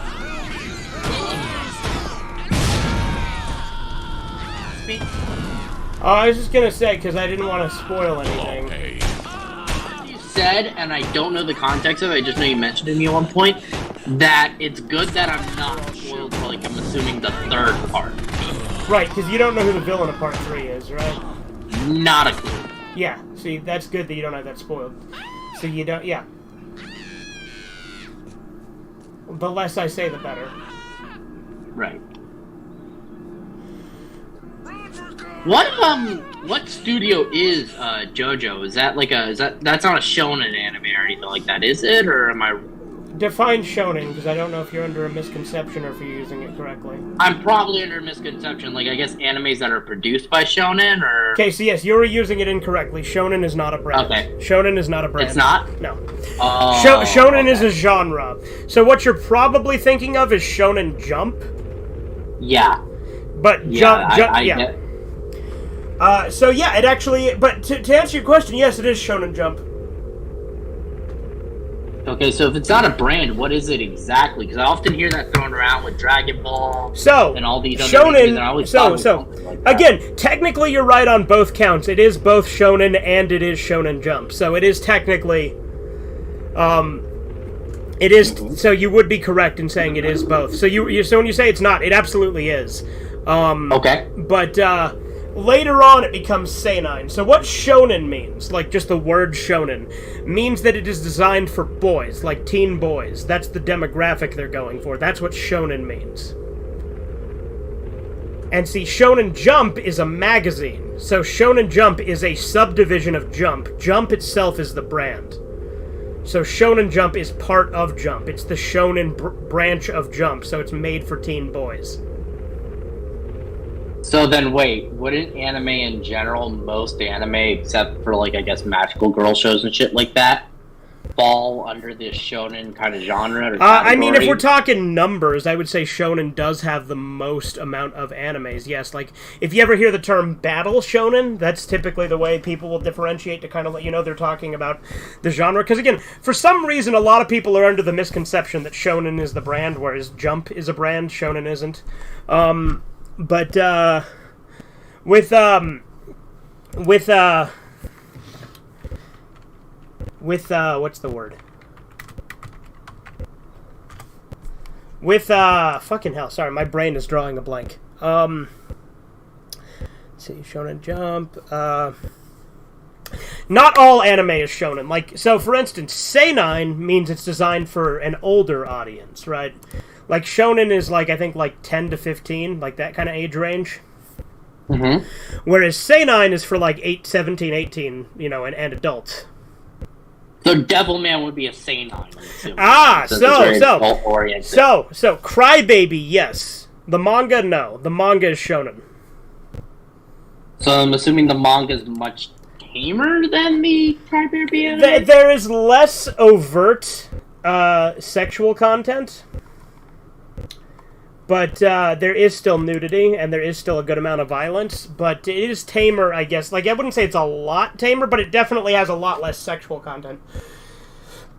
That's kind of weird, because wouldn't the manga, I would assume, be more graphic than the anime? No, I mean, since it's... So, here's the thing. Crybaby's a piece of shit, so... I know, you and Strip, that's an take between you two, because I think he likes Crybaby quite a bit. What? I've never heard him say that. Has he said that? I believe he's mentioned it. I don't recall that. Well, I know that's a hot take for you and a lot of people, because I know a lot of people have liked Crybaby. Keep hearing from both you and Corbin that it's horrible. It is. And then there's some people who really like the manga that I've heard really hate Crybaby. Yeah, I know. Why do you think I hate Crybaby? Without spoilers, I do know that it involves more technology-driven stuff in the plot, from what I've heard, but I don't know the context of it. Crybaby modernizes the hell out of everything. It removes any, and I do mean any, character development for the villain.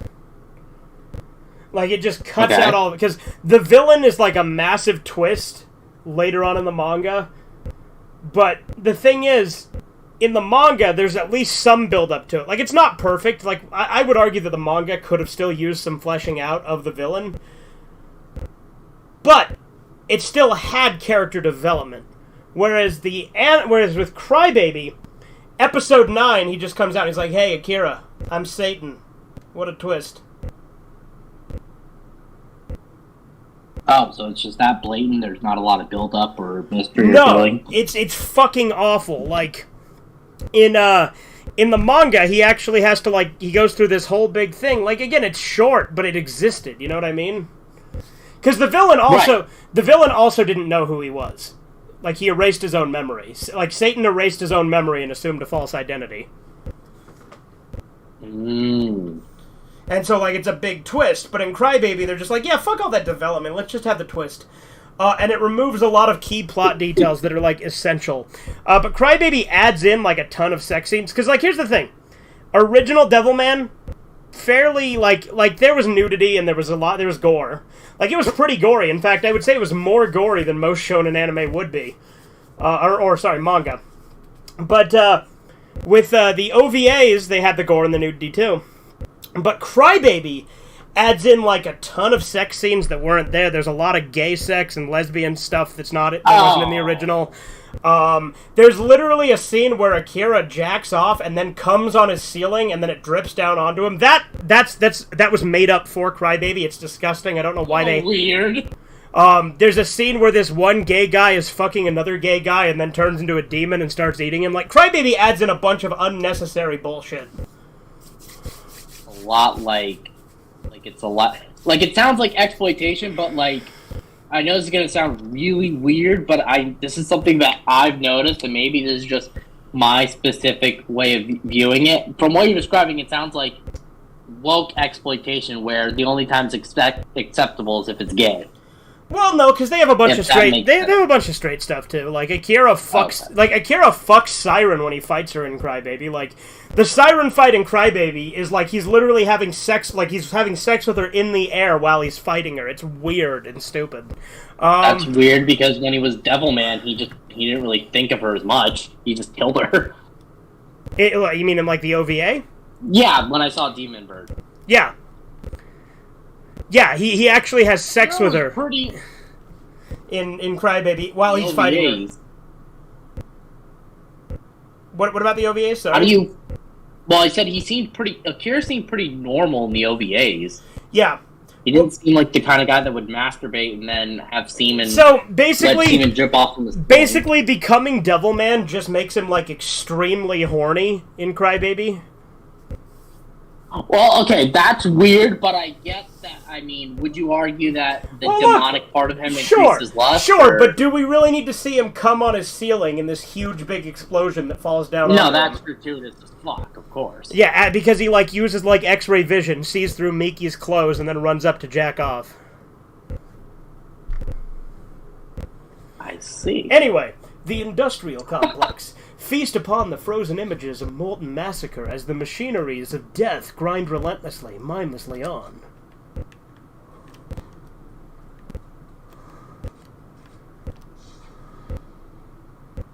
So, I mean, I will say I do plan on reading the manga and watching Devilman Lady. And maybe I'll read the manga, that only because the thing is, you said that it had a kind of a shit ending, and I don't know how I feel about that. So yes, the Devilman Lady manga has a shit ending, but it's completely different than the anime, because the anime doesn't tie to the original at all.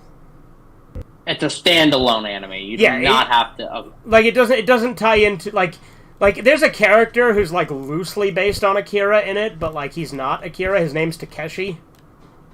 Like I view him as another incarnation of Akira, but he's not like it's different because he's a completely different character too. Like the way he acts, he just looks like Akira and transforms into Akira's Devilman. Okay. And he has a motorcycle like Akira does in the 70s series. God damn, that's pretty cool. What the fuck? Why didn't we see that in the OVAs? Because he didn't have it in the manga.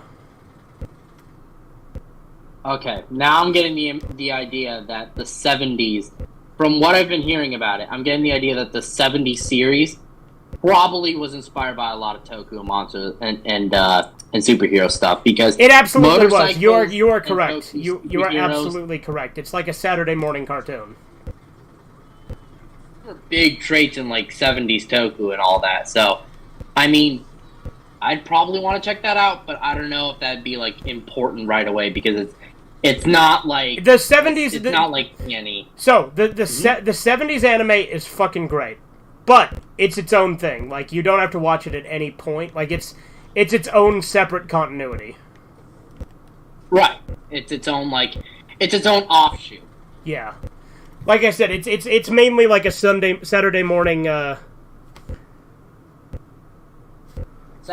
cartoon, but with the Devilman brand. Okay.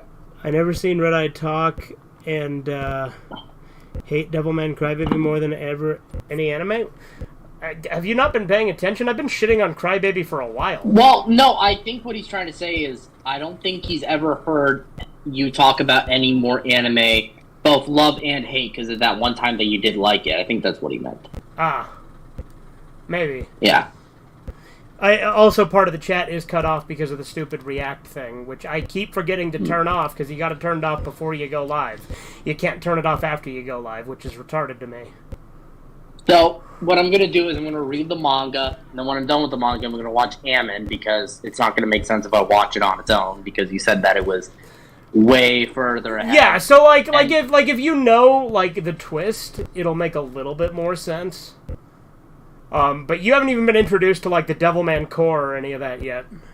Not at all, no. So I haven't even gotten that far. Because there are there are multiple Devilmen in the manga, and they are in Ammon as well. So you'd be like, who the fuck are these people? If you just watched Ammon, you know what I mean? Right. And then after all that, I'm gonna save. Only because I'm genuinely curious if it's as bad as you say it is. I'm gonna watch Crybaby as well. Yeah. Just to see how bad it is. And or if I do end up liking it. Well, look, have you ever seen my original Crybaby review? No, because spoilers. I just know that you put it at the number one of I guess your top modern anime. Yes, I did at one point, and I regret that because I was absolutely wrong.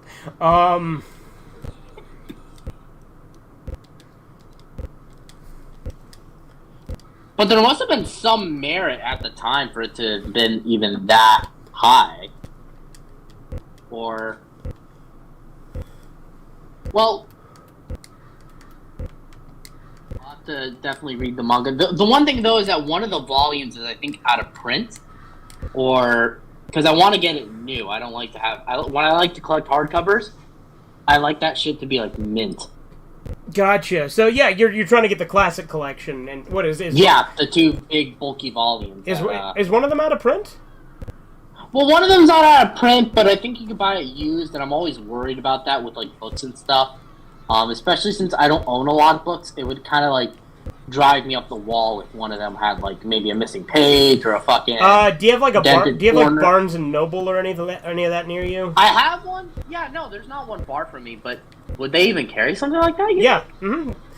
Yeah, Barnes and Noble typically has a manga section. Check there. There. Yeah, because that way you can actually verify that it's in good condition. Because that's the thing is there was a kind of a dent in the hardcover of one of mine, and I got it from Amazon New. So I would say if you can go to a Barnes and Noble, there's that way you can physically examine it before you buy it. That's the one inconvenience of not having stores near me have movies and stuff. Because I could get shit online, but I always worry about condition. I'm that kind of stickler. Right. Well, if you want to read it, you could just read it on a manga reader.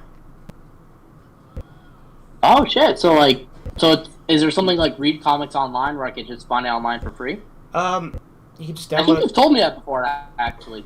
You could download an app on your phone. It's technically piracy, but.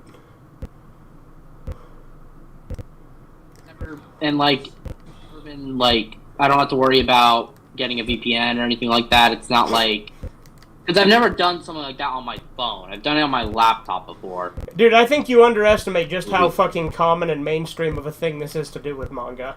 No, I know. I know. It's just that with shit on my phone, I don't have a VPN. I always worry. With games and stuff, that's why I don't touch it, because I'm a very cautious person. With movies, I have Internet Archive and other things, but yeah, I probably shouldn't be worrying about this too much. Look, I feel you. I refuse to use piracy sites, not because of any moral or ethical obligation.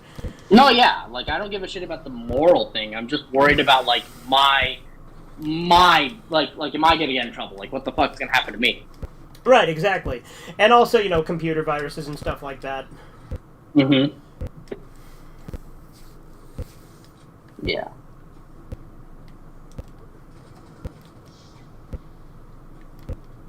And lately, on another note, I will say, I'm starting to become, I can't say I fully agree with you, but I'm starting to become more decided on where I stand with copyright, because there's a lot of fucking companies that just use that shit as an excuse to just gatekeep it from the actual fans until they get the amount of money they want.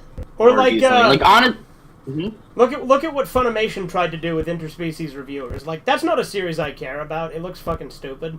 But Funimation had their distribution rights to it, and then originally were not going to sell it to anyone. They weren't going to release it. They were just going to keep it and hoard it so that it couldn't get an official US release.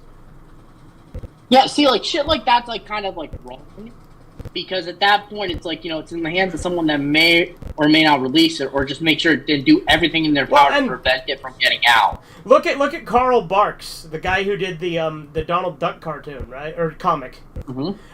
Disney, because they own the rights to Donald Duck, never credited the guy, and threatened to sue people if they would say who it was, because Disney wanted to keep up the illusion that Walt wrote all the comics. That's also immoral because but how is that not illegal? Because wouldn't that be technically like I wouldn't say that would be plagiarism, but it'd be lying about. Well, here's the thing. Like they never explicitly said the author. Like I don't know what the rules are on crediting people, and maybe they had him sign some sort of stipulation or contract. Right. But and the guy was happy with writing his comics, but he didn't even know he had a huge fan base. Because if you don't know, the Donald Duck comics were actually influential on like every major like comic and cartoon. Like they were huge. Like I never would have figured that from I wouldn't have either. But did you know that like Astro Boy wouldn't exist if it wasn't for that? And Astro Boy, was like the first like. That's like the first anime, isn't it? Basically, yeah. What the fuck? But not only that, but like The Simpsons was inspired by the Donald Duck comics. A lot of other comic authors and stuff were like people underestimate, and like this guy didn't even know he had a fan base. Like I said, he didn't know it was big, which honestly helped him stay pure because like he just made it for himself. He didn't really care about like how big it was because he didn't really think about any of that. He just like, oh yeah, don't cut in. Okay, well, he's like, Hello. Hello. How you Damn doing? it, didn't even know he had an audience? No, yeah, that's what I'm saying. So, like, copyright fucked that guy over because Disney just, like, took credit for everything this guy wrote and drew, and, like, he's one of the most influential comic artists who ever existed. Now, to me, that should be illegal because at that point, it's not technically, but it's almost like revisionist history because you're hiding. Right. Well, and like I said, inspiration maybe they had the guy sign a contract or something, which that's how they get around it. But like that's what I'm saying is like shit like that is why I'm like, yeah, copyright's fucking bullshit. Because Disney owned the rights to this shit, they could just like claim, oh yeah, Walt wrote all the comics and drew all of them, when really. This guy Karl Barks. It was this guy. Yeah, Karl Barks, which sounds like a dog version of Karl Marx, which is funny to me. But how you doing, Spencer? I'm doing good. How about you? I'm doing all right. Playing Postal Redux. Who cares? Your face. How could you? Ad hominem. It's true. Look it up. Now, the one area where I do think copyright, the one area that I will say that gets me conflicted is, what was I gonna say? And this is kind of related to it, but just like in a different way, is that I don't like plagiarism. Sure. I think plagiarism should be illegal because at that point, well, to a degree, I know it sounds crazy, but to a degree, that's kind of revising history, especially if it's like an influential form of art. But let me just say this, Stephen. Plagiarism is a different issue than plagiarism copyright. was illegal. It is. Well, it's not illegal. Well, it depends on what we're talking about copyright though. Like, but copyright and plagiarism are they're a little bit of a separate issue, Stephen. Okay, and keep in mind also, the reason I'm also very undecided is because I'm also not as informed as a lot of other people on copyright issues. Sure. So, yeah. But I think at the very least we need reform on copyright. I'm for complete abolition of it because, again, I don't really believe in concepts like that. But, I mean, even then, there are things that can conflict me on it, too. Like, for instance, like, I say, the idea of stealing something intangible doesn't make sense to me, but I'm against identity theft. I think that's really important. So, like, that's intangible, right? So it's like, I can think of examples where it is the case, but with something like copyright, like, I think the difference is that there are tangible effects when your identity is stolen, right? Like, someone can get into your bank account. Like, someone can take your credit card. They can get the right. They could maybe get take your house or something like that. Some shit like that. I know it's more dramatic and shit, but like that has more real world consequences. And I'm not saying that ideas and movies and shows can't have more, realistic outcomes or consequences, but it's a lot harder than most other things. And I don't think it'll ever get as far as something like that. You know what I mean? Mm-hmm. Anyway, you were gonna say something, Spencer? I think it's incorrect to say that identity is intangible. Can you touch it? So you could touch me. No, but like, okay, I guess I walked into that one, but no, but what I'm saying is tangible. Like, if we're going by just the direct definition, tangible literally just means perceivable by touch. Well, I guess there's like... Oh, but no, actually, you know what? Actually, hold on. It's kind of funny, because, you could touch me. That kind of goes into identity, right? Because you are your identity. Well, I guess also, even for something like that, like you were saying, it could... Like, was that actually a point you were making, or were you just making a gay joke? No, what's the point I was making? It was a gay joke, so I was like, okay then. So that was the point you were making? Yeah, that was the point. Oh, okay. I think that's funny that I misinterpreted that, and then immediately after I'm like, oh, wait a minute. Chino blushes, looks to the side, and is like, yeah, it was the point I was making. It was the point I was making. But, yeah, there's like a lot of tangible outcomes that could come out of something intangible like that, though. Right. I do also think, to a degree, I know that, obviously, and this is where I get conflicted about it as well, I do think that if you make a product, or like an art form or something like that, you have the right to profit off of it, sure, but I think when it gets, here's where it gets conflicting, right? Let's say that I make a movie, like I make a movie and it spawns a franchise and I own the rights. I let the rights go to, like, my son, or maybe not my son, but like someone related to me. They don't give a shit about that, and they're like, I won't sell this until I get this amount of money or something like that. I'm not saying my family will ever do that. I'm just saying in a hypothetical scenario, you know what I mean? Because there are instances like that where, a member of the family or some shit like that. There's this one movie called Faster Pussycat Kill. I don't know if you ever heard about it. No. It's a movie made by Russ Meyer. Okay. And I guess it's owned by his nurse and their estate. And they won't sell the license for that movie for anything. They want an absurd amount of money. Okay. And it's ridiculous. So it's stuff like that where it starts with someone genuine, and then it gets passed down to someone who, maybe not disingenuous, but reaches for more than they should. Well, and at the end of the day, they inherit it, it's their right to do it, but at what cost? You know what I mean? Right. And again, I don't believe in copyright as a concept, but the legacy argument is one of the few that I find compelling. It's like, what if you want to pass it down to your kids, your legacy? Okay, that I actually can kind of, that's an argument that I do find compelling, even if I don't fully agree with copyright. That's one that I'm like, okay, I get where you're coming from on that one. Right. But again, like you said, a lot of the times the legacy doesn't actually end up staying within the legacy. But on the other hand, who's to say you can't profit off that? Again, there are conflicting areas I run into with it, for sure, as well, myself even. Even as someone who's anti-copyright, I still do have, I can see nuance in it. And that's something that drove me nuts about Hard Luck, is I'm like, yeah, no, I agree with that aspect. Like, I think that there is some conflict I run into with that. And there are some things that I do think about with that. But then, if I say that, he's like, oh, well, then your views are inconsistent. It's like, dude, fuck you. I'm just saying, I see nuance. That's where I disagree with him as well. I would actually, because he's very, Chisu brought up a good point. And, it's a simple point, but it's a good point.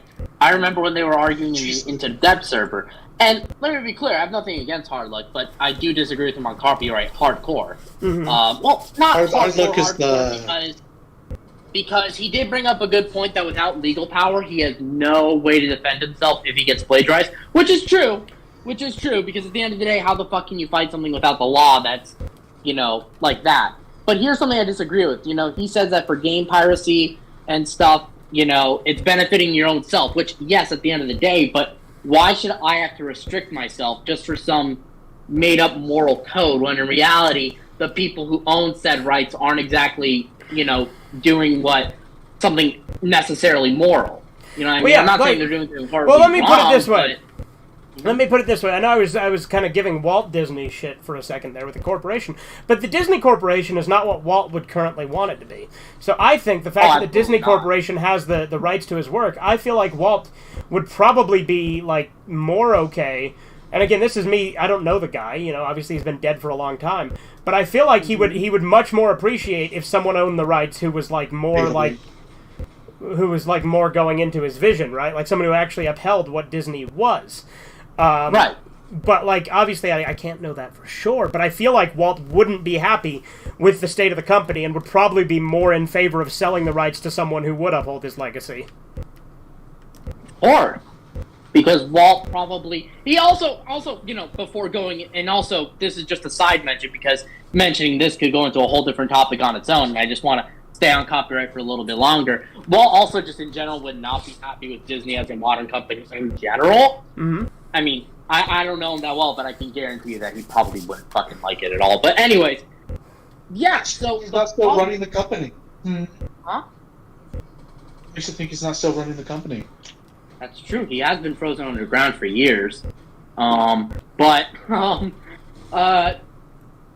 so that's where I get conflicted. And Jisoo brought up good points. Like, should a repro game cost like $300 because some legal company or some shit like that doesn't want to release it? I mean, when you stick to the legal confines of something like that, you're restricting yourself and everyone else so fucking hardcore. It's insane. Do you know how many games on Steam get delisted that they're selling keys for like hundreds of dollars on like G2A? It's insane. Because on G2A of all places. Yeah, no. I saw an article. I saw an article the other day that was hilarious. It said, what did it say? Was it Activision? Was it Bethesda? I can't remember. It's the people who own. I know that they own Assassin's Creed. Who owns that? That's Ubisoft. Oh no! This. I have a feeling you're gonna bring Ubisoft, up what I think. So Ubisoft. So there was an article recently where Ubisoft executives say that gamers need to be comfortable with the fact that they do not own their games. I know exactly what. Yeah, Steven shared that in my server. I saw a meme. I saw a meme the other day that said it had like the guy from The Office putting together like a slide, right? And it said, if buying the games isn't owning them, then pirating them isn't stealing them. Right. It's not at that point. And look, you know what that guy is? Well, he said, I remember when people used to own DVDs and their collection got smaller. We just got to transition gamers from this point of time to get here. And look, at least he's being honest about being a slimy shit. So at least now I know what to do to avoid that sort of tactics. But the whole thing is that because Ubisoft wants to move into like a subscription-based service for their games. Hey, who's the one who's been fucking calling that for years? Hey man, with DRM, that's okay. Jesus. DRM, there's no argument for. DRM's horrible. DRM. No, like fucking people fucking told me I was crazy when I said, watch, at some point in the future, the goal is going to be to move to having games just as a subscription service and not being able to buy them outright. But people told me I was crazy for saying that. I don't think you're the one who said that. I think Jesus was the one that said that. Yeah, jackass. Yeah, you're right. He said it. Stop starting to steal Jesus' quotes. Yeah, he said it during the Sermon on the Mount. You're right. But now look, I now listen. With movies, I argue that we're not there yet. I know you feel differently about me on that. With games, I'm more confident that we are. Unfortunately, all not right. confident in a good way. Steven, do me a favor and go out and buy a copy of fucking Devilman Crybaby officially. Go ahead. There's a Japanese copy officially for like $250 at the very minimum. Okay, look. There's digital issues to be sure. Okay. But I mean, you know how many Go buy me a new season of Beavis and Butthead. Go buy that. Okay, modern stuff. Well, listen. Let me tell you something right now. That's his point. I'm that the going modern to stuff. get to my point now because there's a lot of modern shows. I'm not saying they're good. I'm just saying it as a fact. Wednesday's coming out on Blu-ray, which I'm not saying that show looks like shit, but Warner Bros. Is putting it out. WandaVision, The Mandalorian, all these modern streaming shows that they don't have to put out are coming out. Who knows? Eventually, yeah. Netflix. The Last of Us. I will. Yeah, Steven does have a point. The Last of Us is out on DVD right now as well. Well, look, I'm not denying that there are still things that get physical releases, but I would say that the Steven, you don't think the physical market is dying, and I think you're crazy for not thinking that. Well, I think it's dying in some areas. I just think that it's going to become more niche like vinyls and shit. I think it's going to attract a different, it's going to be a cool thing. I agree with you that people make too big of a deal out of the Best Buy thing, but it is just another avenue closing off. That is still a problem. Well, I mean, yeah, but let's be real. Like, was Best Buy really like the source of anything you'd buy? Shit like Arrow Video. I wasn't buying anything. Best Buy is like, even if you were not in favor, even if you were predicting that physical media for movies was going to be dying, would Best Buy be the one thing that's like, that's it, that's the nail in the coffin? No, of course not. Of course not. Hence why I agree with you that it is exaggerated when people act like it's the end of the fucking thing. But I think there are a lot of things that are exclusive to streaming. Like I said, there's still, there's bootleg avenues out there, which, that's and why... there you go. It will still be available in an unofficial format. Yeah, but, wait until they start actually cracking down on that shit more. Oh, no, okay, fair, but, and I'm not saying that because of filmmakers... Okay, no, I'm actually not going to bring up that point. I was going to bring up Christopher Nolan and shit, and Guillermo del Toro advocating physical media, but at the end of the day, that doesn't mean anything since, it's also up to the distribution companies and shit like that. But what I am saying is that, you also see all these obscure as fuck films from the 80s and 90s that were shot on video, shot on cassette, getting Blu-ray releases with CDs, slipcovers, steelbooks, and they're going all out, making sure they're repressed. Let me be clear, just because I say physical media will die, I'm not saying completely, I guess die isn't 100% literal, I guess it would kind of be on life support, but the thing is, it will be effectively dead. The issue is, it'll just become very niche, and, there won't be, so if we're talking, in a mainstream, big market, big picture thing, it's effectively dead. Okay, but that's not as concerning, because at the end of the day, I think that's actually better, because if it's limited to the collectors, that means that, people who want to get in collecting can do it, and it'll still be available as an avenue. But it means it's going to happen with a lot less newer releases. It's going to happen at a much more expensive rate because there's less. That's how supply and demand works. That's true. You're going to end up with things where it's just movies are going to run with things like limited run games, for instance. Movies are going to be restricted to that kind of thing, like a limited run movies. That's a good point, actually, because there are companies like not like Vinegar Syndrome necessarily, but like Alternate Films and stuff that do thousands of this copies and then they reprint it without the slipcover and all this stuff. It'll be limited run, it'll be collector's editions and stuff like that. I'm not saying that's necessarily acceptable, but I'm saying it's better than nothing. You know what I mean? It's better than just being saying it's dead completely 100%. It'll just become a niche thing. Well, is what I'd argue. I guess the argument I'm making is that it's mostly dead and it's dying even more. It will become less and less prevalent to a point where I think we're not that far off from basically no major movie ever getting a home release again. We are not that far off from that. I would actually disagree with you on, because you disagree that we're not far off from that? I wouldn't say that we're not, but here's the thing is that, big-time Netflix Oscar winner movies like All Quiet on the Western Front is getting its second physical release, something that most people didn't think would happen. They're talking about releasing obscure Netflix films. Oppenheimer on 4K sold out on day one, and we're getting a repress, and that's still selling like a hotcake. And just, I'm sure there's stats that if I wish I had, I could, show that we're getting a lot of sales on these. And, steelbooks for popular movies, granted, that is aimed at the niche collector, but it's still based off a popular movie, they sell quite a bit. Most Best Buys, that's the one place people go to for that. But then again, I can't use Best Buy as an argument. Yeah, Best no, Buy you means sure fuck all. can't. Okay. They literally, like, that's the whole point, is they don't do it anymore. No, that's true. That's true. Well, Walmart will be doing it. Walmart's phasing them out too.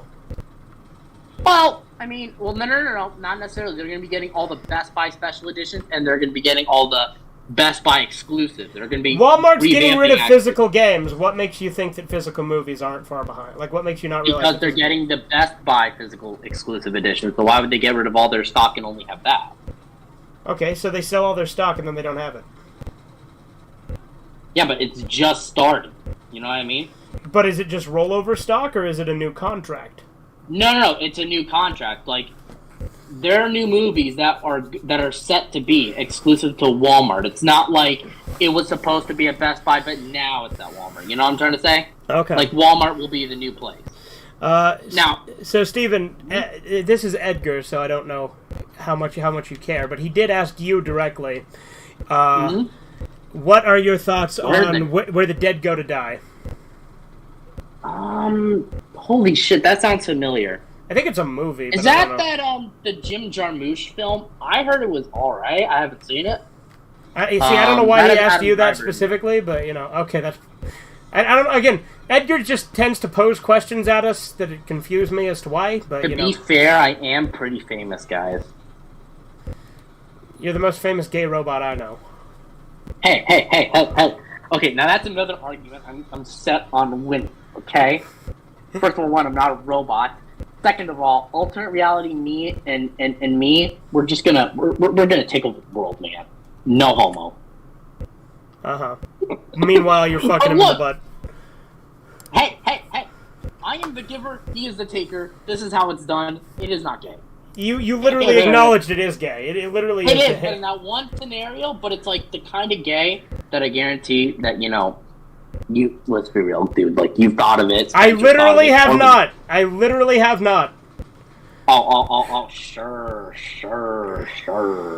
Steven, with all of the deranged shit I openly talk about, why would I hide that? Because I think, for once, you're such... Because the thing is, do you think highly of yourself? Let me ask you that. Do you think highly of yourself? Yes, but I don't want to fuck myself. No, but it's because you think so highly of yourself that you're like, oh my god, am I even good enough for me? No. That's not that's not... I am not attracted to myself sexually. I don't look in the mirror and be like, that booty, though. I don't do that. I'm not a fucking fag. Oh, okay. Wow, that's weird that you don't. Okay. Sure.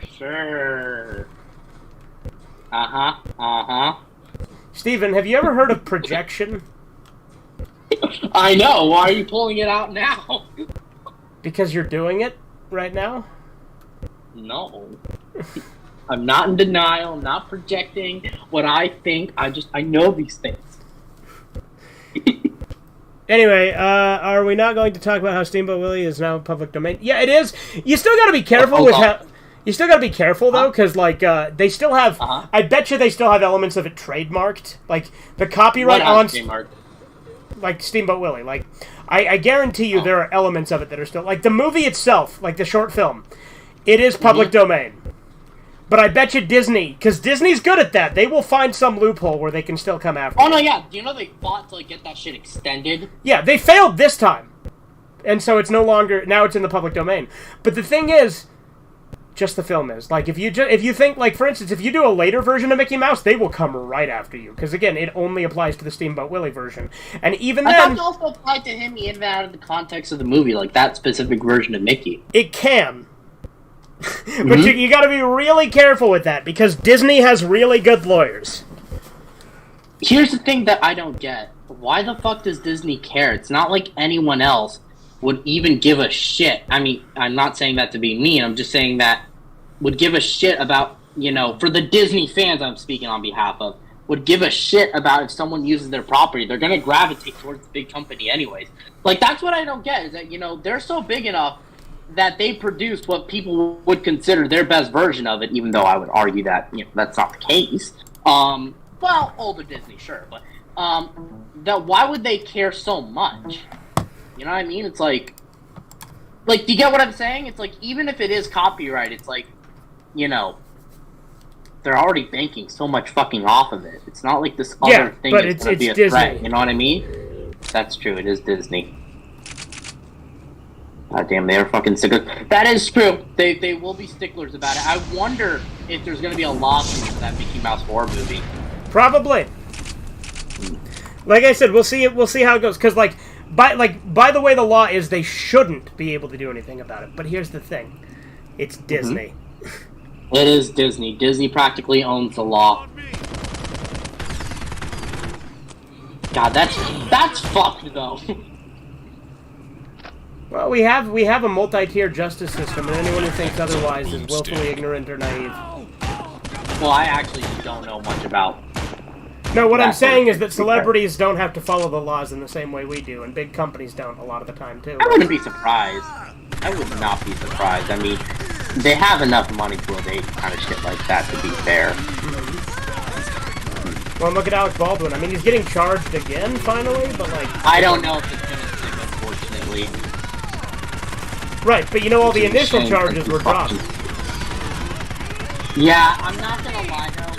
I'm not gonna lie. I'm not trying to be a dick when I say this. I also kind of, you know, because the family kind of settled on something. You know that, right? Sure. I don't think they should have. I think that at the end of the day, the fact that whether or not it's her family or not, the fact is she died, and, you know, even if the family's okay with it, she's not okay with it because she's dead. You know what I mean? Right, exactly. And, like, I think, given the circumstances around it, and this is completely my opinion and not a statement of fact, I think Alec Baldwin intentionally murdered that chick.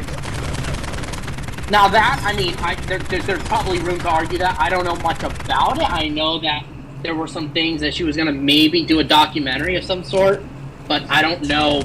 Well, look, much of the info they had just had an argument before it. It was a scene where he wasn't supposed to have the gun. It, not only was there a real bullet in the gun that he fired at her, but they found 5 more real bullets just on his ammo belt. You know, they also found like a shit ton of bullets in a van nearby. Yep. I'm not gonna lie, it is his fault, but I also kind of think the armor is a little bit to blame as well. I disagree. Since she should have she should have managed that too. Who's to say she didn't? Who's to say that Alec Baldwin didn't swap it out? Who's to say that Alec Baldwin didn't sabotage it? And the other thing is, guess what? You pick up a gun, it immediately becomes your responsibility. You pull that trigger and someone dies, I don't give a shit who handed it off to you, it is your fault. He's not... I never said that he wasn't the sole... No, sure. I never said that he wasn't, you know, responsible. I'm arguing that he is. I'm just and obviously, if the armor didn't check it and stuff, sure, that's bad. But at the end of the day, who's the one who pulled the trigger? No, of course, and he's a producer on the film. I'm not saying that he doesn't have a fault. And he can't just play dumb on it, because guess what? Alec Baldwin has worked with firearms. Alec Baldwin has worked with firearms for decades. Of course, yeah, no, I know. He's been in action movies before. I know this. I'm not saying that he's not at fault. I'm just saying, like, you know, well, it could have been him in addition to something, but because the thing is, like, you know, you could argue he swapped it, and I'm not saying that's not, like, a viable theory, because, I mean, you know, we've seen crazier shit happen, right? Right. I'm just saying, like, you know, and to be fair, 500 bullets, there's a lot. To be clear, I'm not saying he did that either, because I don't know. You know what I mean? Right. And, like, it's certainly Whether possible. or not his intention was, I just think that the fact that he even denies that he killed her is crazy. You know he said that, right? Well, yeah, he didn't care either. Like you know that he clearly didn't care. Like, I know, it's kind of fucked up.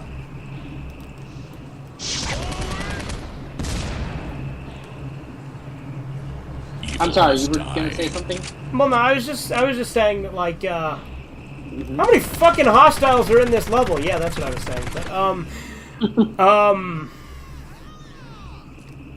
I was just gonna say, like, I think the reason I reacted so strongly to what you said is the armor thing is like the deflection that he uses, which is why I don't like to give it any credence. You know what I mean? Okay, and I probably should have also stated as well. Feels good. That, let me be clear. Like I said, I'm not saying that he does not have any responsibility. I think he's responsible. At one point, I was dumb when I heard about it initially. I said, "Oh, it's not his fault." Then I'm like, "Oh my god, it is his fucking fault. He's a producer. He literally was there. He's denying it. How the fuck is it not his fault?" Well, and again, he's worked with firearms for decades.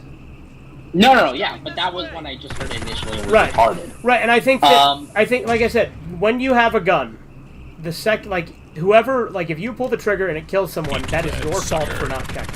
Even the actor who shot Brandon Lee dealt with the consequences and lived through it.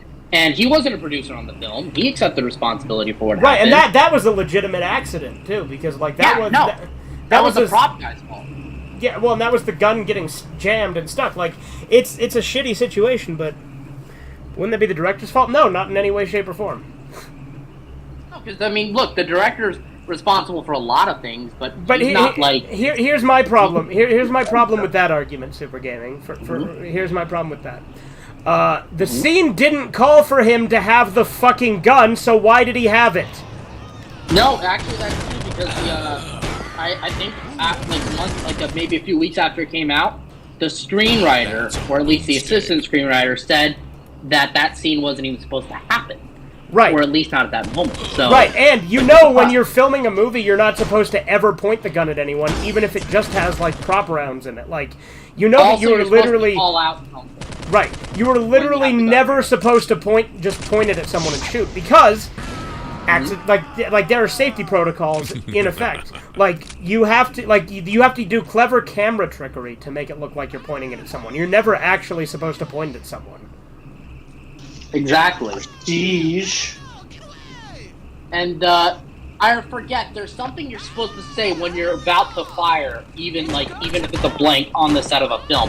I don't know if it's gun or fire. I don't know, but you're supposed to call out something. Right. I do know that. We did learn that in film class when I used to take a class of that. It's ridiculous that he even denies it. Also, to be fair, and this is a complete side topic in general, why the fuck are they... Because they're still going forward with releasing Rust, right? Yeah. Mm-hmm. And this is just completely outside of the incident itself. So this is just a side story. Why the fuck do people want to see Rust re-released? It was gonna... Whether or not the accident... I can guarantee that movie probably wasn't going to be good, because Alec Baldwin's modern track record is a lot of direct-to-video stuff, modern John Travolta and stuff. How many fucking, morbid people are going to want to see the movie just because somebody died during the making? Of course a lot of people are going to want to see it. If anything, it's a brilliant marketing tactic to actually release it. You know what I mean? No, of course. It's immoral. Well, hold on. Because, at the end of the day, you can't blame the director. Well, I don't know, because they're still going through it. Okay, Steven, let me ask you something. Mm-hmm. Should The Crow have been released? I do think so. So, no, that's a good point. I do think The Crow should have been released, but here's the thing. Because I think that's different. That was done more tastefully, and the whole point of the story... Well, how do you know that this isn't going to be tasteful? How do you know, what they're doing? That's true. No, that's true, actually. That's true. And me arguing outside of it would be against, releasing art. So I guess that's a good point as well. Yeah. Because I think they should have every right to release it. No, that's true. That's true. Like Black Panther 2.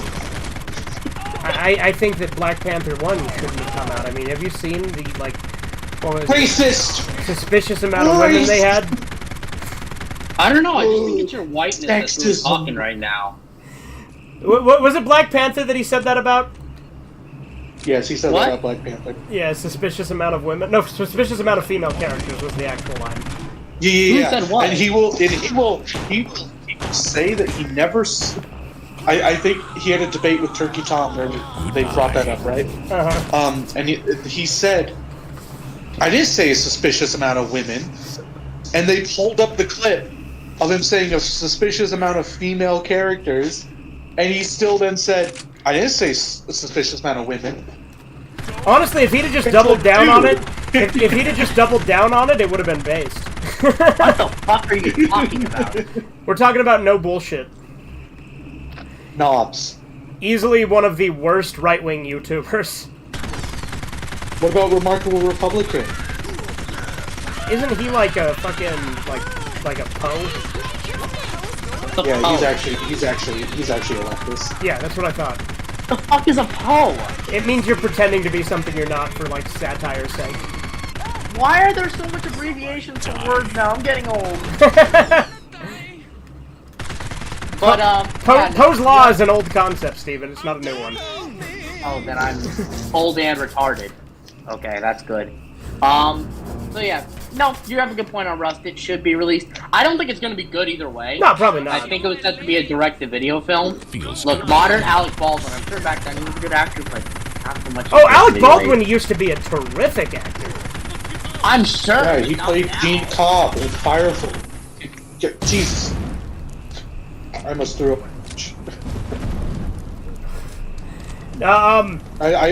I almost mentioned Firefly, and my body was all like, I gotta throw up.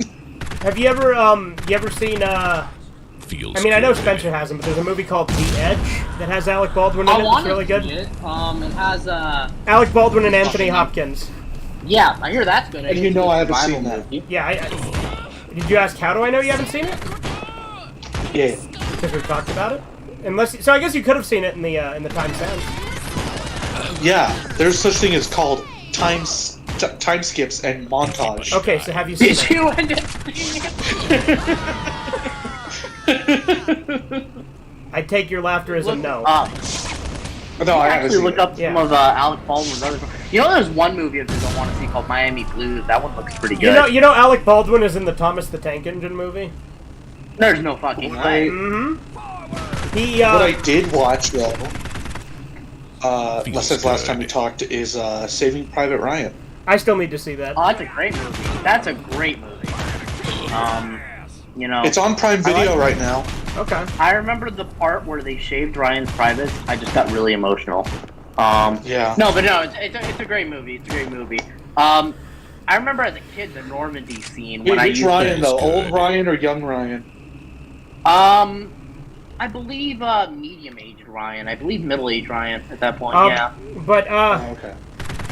no, I was gonna say what was I gonna say? Hold on. What were we talking about before you mentioned Saving Private Ryan? Alec Baldwin. Right, yeah, so he's in the Thomas Yeah. the Tank Engine movie. So there's a Thomas movie called Thomas and the Magic Railroad, and Alec Baldwin plays this little tiny human named Mr. Conductor that's like a foot tall. Oh, boo! I want him as a tank. Proudly made in the USA, baby. Damn it! His face on it.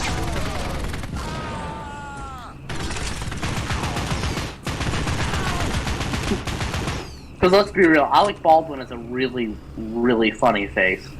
Band of Brothers is a pretty good World War II TV series. My friend Theron keeps telling me about that show. He says it's Tom Hanks produced it, I believe. I've seen a few episodes of Pacific. Band of Brothers? Companion piece. I watched Yeah. that as like a child. See, so you're probably referring to the movie, Spencer. There's a movie of it, and now there's a current TV show of it. No, there was No, a, Band of there was a Brothers brought TV out show. the There was a mini series back when I was a kid called Band of Brothers that I watched, and I very much enjoyed that. Okay. For everyone. Check it out because my friend, I've seen a few episodes of Pacific, which is about like the Pacific Front. That was pretty good. But I haven't seen Band of Brothers yet. Tom Hanks produced it, so I think it was like Spielberg had a hand. 4 episodes. It was like Yeah, it's 4 a episodes. miniseries. Yeah, it made me cry, man. I did cry at that. Baby. Let's go. Why didn't they respawn though? You know what I mean? Yeah, like come on, it takes like 3 seconds. Mm-hmm. Gamers I don't played die, that they in- respawn. Like I remember playing through Normandy in Medal of Honor Fuck! Allied Assault, and and yeah, I'm like, fuck. He was not happy with that. It reminded him of non-flashbacks when you brought up Normandy. Flashbacks in Normandy? What the fuck? How does that make sense? I'm at 7 health. That's why I said fuck. There's a good chance I die here, and I really don't want that to happen because this level's pretty Fred fucking says difficult. fuck. Okay, I'm at 27 health now, so we might clutch this. You eat this.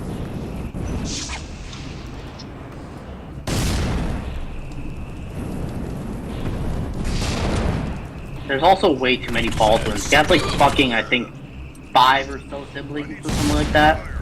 I think there's more than that. Like, why do we need so many Baldwins? A little bit much.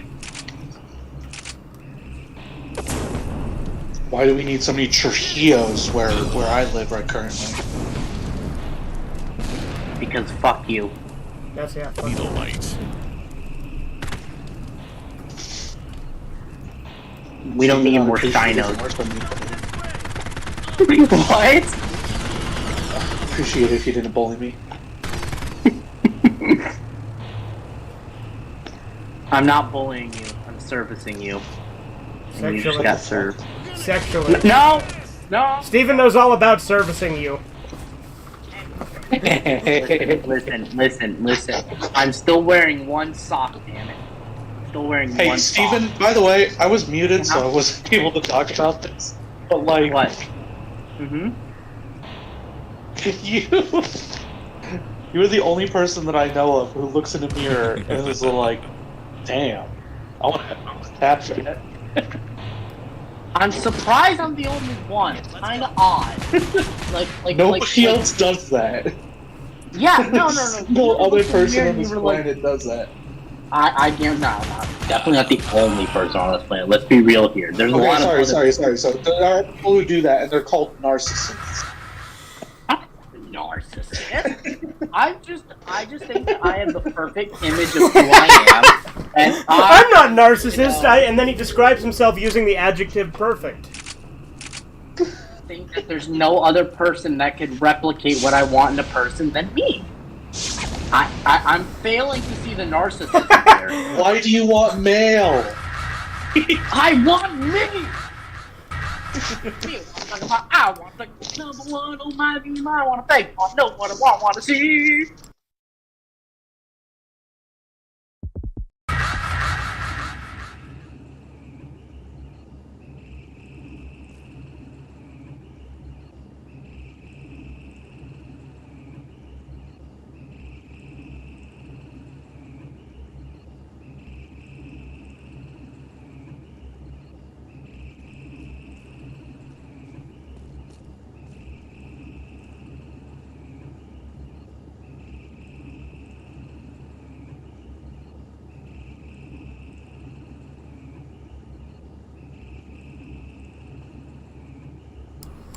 So anyway, that's why 6 million is exaggerated. But yeah, no, like guys, I'm not a narcissist. Again, like, I agree. I don't think 6 perfect. million died at all. Ever. Like, we haven't even lost 6 million people on the planet. There's not even 6 million people proven. I don't even think there's one person on the planet. You're fucking stupid. That's true. There is one person, Steven. It's you, and then your gay lover, who's also you. Yeah, but those are the only people that matter. You know, so let's be real. I mean, everyone else is kind of like, you know, like subhuman. You know what I mean? You're fucking stupid. That's true. And you know, I wouldn't have a problem with you, except you're so clearly closeted that it's kind of an issue, my guy. Uh-huh. Weird. Yeah.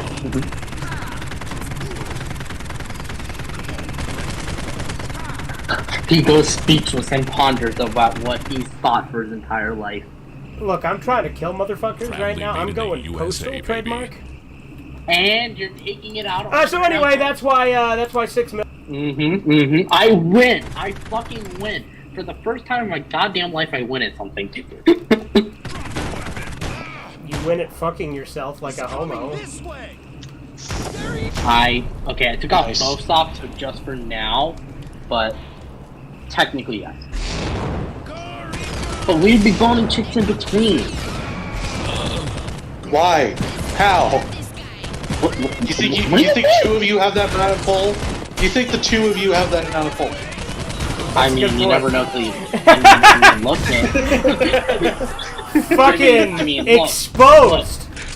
Look, man. One Steven's not enough. Actually, one Steven, but two Stevens. That's like, the world isn't prepared for that.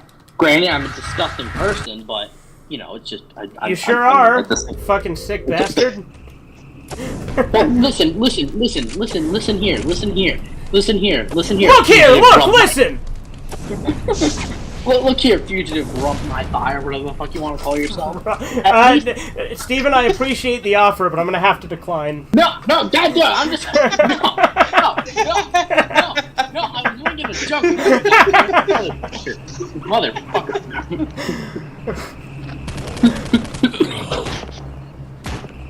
All right. It's just that the hot dog one. I know that I've got this. Hot dogs are sandwiches. Deal with it. Fucking evil person. They're long sandwiches. Exactly. See, he gets it. Oh, so you're in favor of transing. You're in favor of transing food now. Literally. Great. Yeah. Steven, it's a fucking sandwich. Steven, again, and I hate to keep bringing this back to this, but you literally didn't think a fucking burger was a sandwich. Now that's a I boo mean, stick. hold on. Your opinion doesn't matter. That just proves that your opinion doesn't matter. No. It shows that everyone else is in a straitjacket and I'm out of the asylum, okay? So let me put it this way, okay? So you're going back to this. Okay, go ahead. Yeah, go ahead. Continue your thought. Yeah, for the hot dog. Because I'm very excited to preview on. Okay, yeah, so, let's hear it. Fucking roast me. Do it. I'm gonna roast you like this. Dominate me, Daddy Steven. I know you want to. What the fuck? Oh. Yeah. That's good. Listen. A burger, I can sorta, kind of see it. It's literally a sandwich. I mean, shut the fuck up, you fucking fuck. You're making me so irrationally, just like, yeah. But anyway. I'm making you irrational? I think you're just already irrational, Stephen. More than usual, goddammit. So, let me explain. Okay, burger maybe, because chicken sandwiches and fish sandwiches have a bun. But the problem is that the patty is... a sandwich is built on condiments upon condiments. Like okay, bacon, so cheese, a ham. Patty is... Steven, plain ham sandwich, plain cheeseburger, plain chicken sandwich. You don't fucking need condiments. No. I have a really good argument for Steven. I'm gonna help him out here. Thank you, Spencer. If you were watching a great athlete showing off during a game, you don't call him a sandwich. How? What?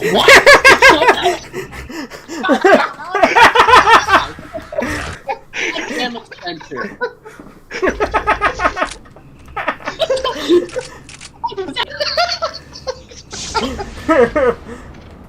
Well, I can't call him argue a hot dog if he's showing off.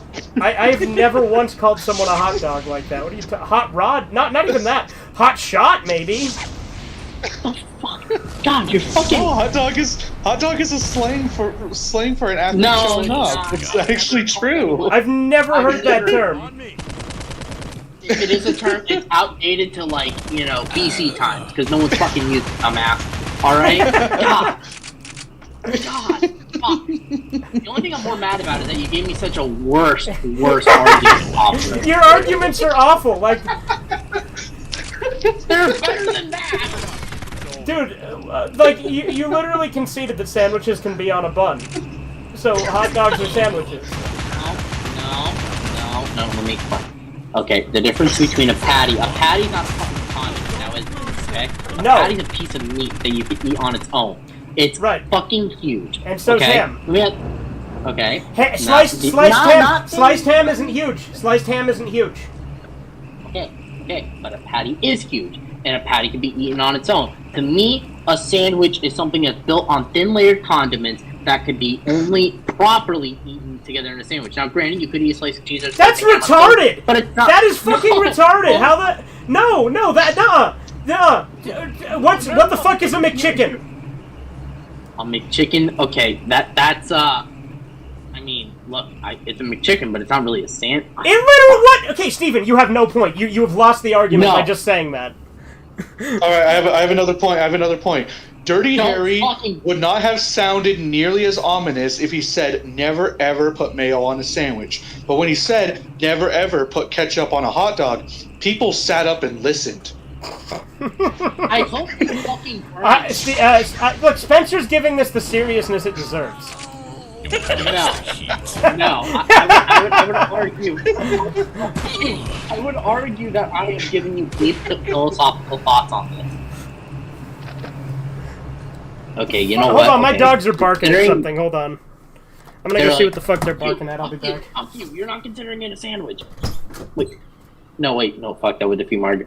Okay, you know what? Hold on, let me think. Thanks, Spencer. You're welcome, man. I'm helping you out, man. Yeah, you're so helping me out. You fucking jackass. What am I? I'm not the one chipping out. I'm actually perfectly calm. I'm just talking at a high voice because, you know, that's what calm people do. They talk at a high, exaggerated voice. You know, so I'm not chipping out. If anything, I would say you two are chipping out. Like, you gotta chill, my guy.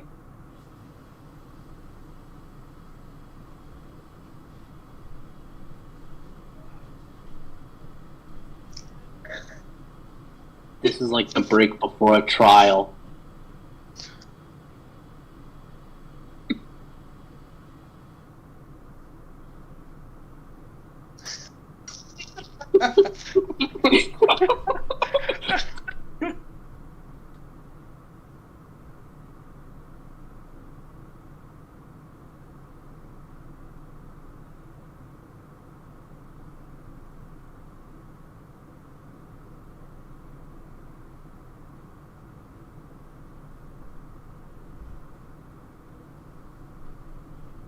No. Nope. I'm gonna put on a sock right now just because you said that, Super Gaming, so you can't say shit like that. I know what you're implying. Oh, we're reading for the... He said he really liked hot dogs, and I'm like, nope, now I got a sock on. So now I got a sock on, so you're half right.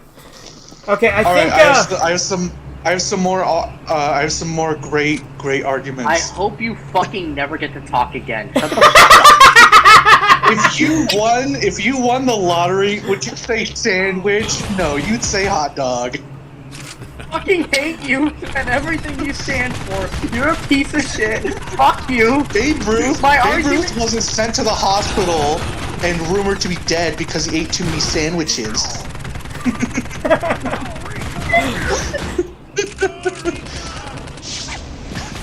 Well, I guess that's everything wrapped up in a neat little package.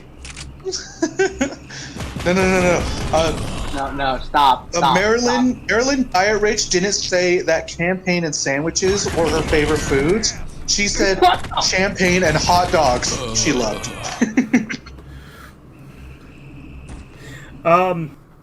But yeah, I think the dogs were just barking at the mailman. Alright, No one ever sang about wishing they were a sandwich. God damn it, I hate you so fucking much. I'm gonna switch back to not important. Steven, you do a pretty good job of doing that yourself. God damn it. I'm already retarded enough, and he's making me look more. Look, no, seriously though. Like, on a serious note, if you can't acknowledge a McChicken is a sandwich, then you have no grounds as to what's a sandwich. You know what? Okay. You know what? Fine. A McChicken, a fish sandwich, and a burger can be a sandwich because I thought about it, and an ice cream sandwich, which is like a similar heavy one condiment thing, could be taken outside of it, and I don't want to. You can get sandwiches plain. How can like you can eat a ham sandwich with nothing else but ham on it? Well, does that mean ice cream sandwiches? Does that mean Oreos are sandwiches? Kinda. Okay, come on though. Like in all. Right. Okay, but come on, that's they're literally sandwich cookies. You know, it's its own thing. But they're still kind of a sandwich. But hot dogs, like, look, in all seriousness, a hot dog is by definition a sandwich. But the thing is, I'm not gonna, like, a hot dog is a sandwich, but I'm not going to, like, if I'm talking about sandwiches, I'm not gonna say hot dog unless I'm being trolly. Like, it is a sandwich by definition. But, like, I'm not gonna be like, you know, that it's not the first thing that comes to my mind when I think of sandwiches. Okay, I mean, I guess it's just that, you know, it's like, it's not even like a layering, you know what I mean? Like, even it can be. What about a Chicago hot dog? I actually haven't had one. I can't comment on that. They got, like, sauerkraut and relish and cheese and... Yeah, but here's the thing, that's like layering on top of Guys, this whole argument is over. I have a quote here. Stop. I have a whole quote. Stop. I have a quote here. A hot Okay. dog is a sandwich. Gordon Ramsay. Based! Fuck yeah!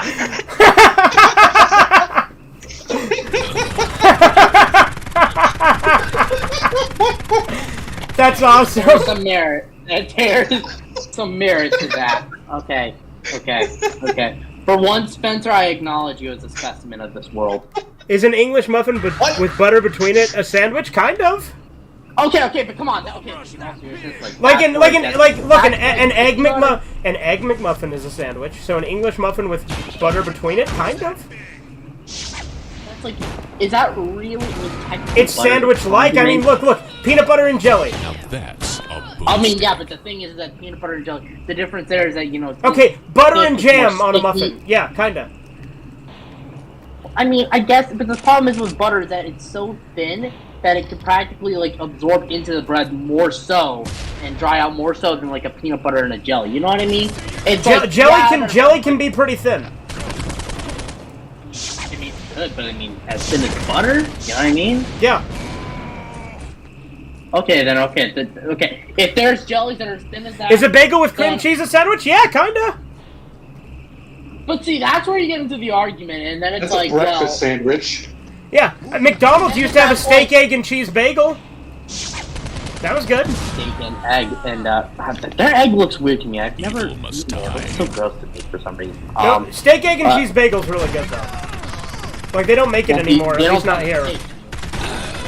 But okay, here's the thing though. This is why also in all seriousness that why I'm also at this because the salad thing. It's at that point anything could be a salad. The salad literally defines mixed up stuff in a bowl. I agree. Yeah, anything could be a salad, anything could be a stew, and any topping could go on pizza. Oh yeah, no, the man could be a wolf, totally, right? No. See, exactly. No, And then, that's different. Steven, these are very different things. Because the definition, what a man is and what a woman is complete. Sandwich and soup and fucking salad. These are innocuous terms that are very vague. Male and female are not vague. They are very specific. Have you seen the kind of stuff that Spanish put in? And by the Spanish, I do mean from Spain, not Mexicans. Spoiler alert! Also, sandwiches. Chisu. So they call them.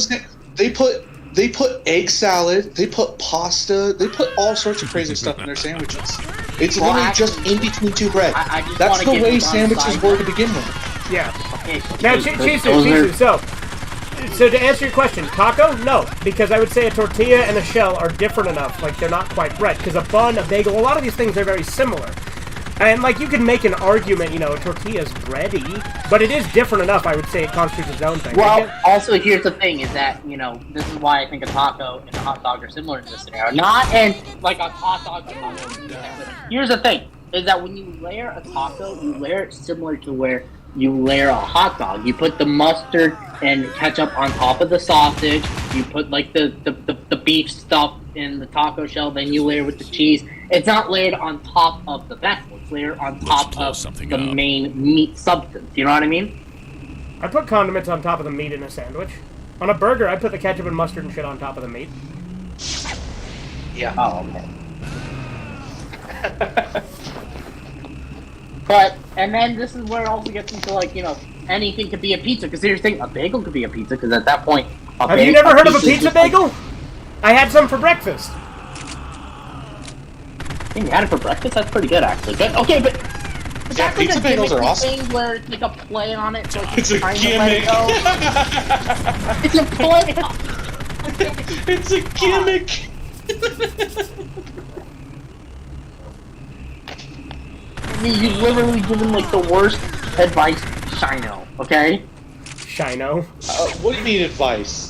Yeah, and also, why are you mispronouncing my name, asshole? I'm doing it on purpose because fuck you.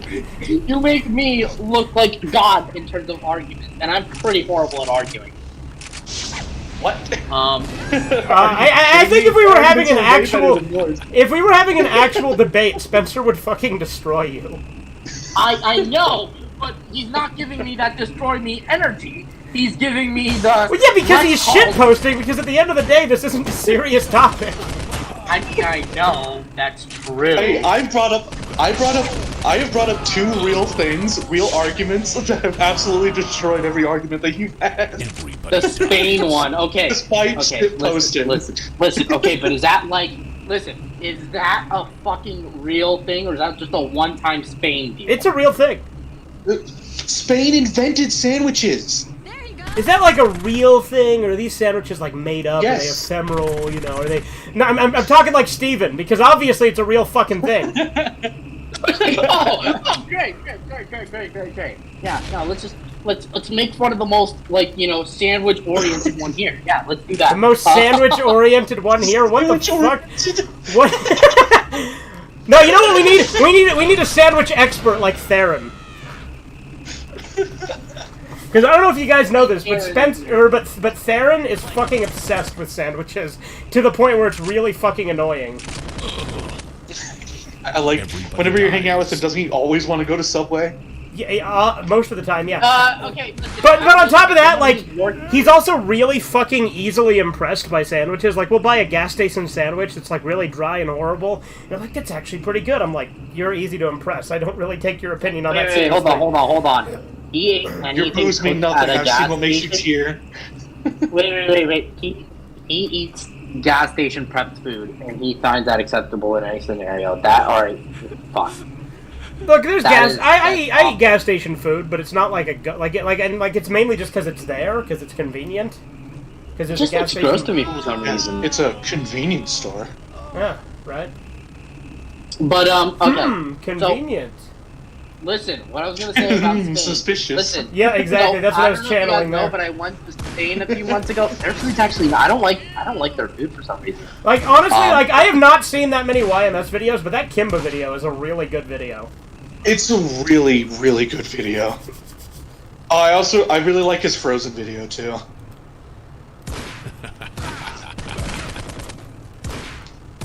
Suspicious.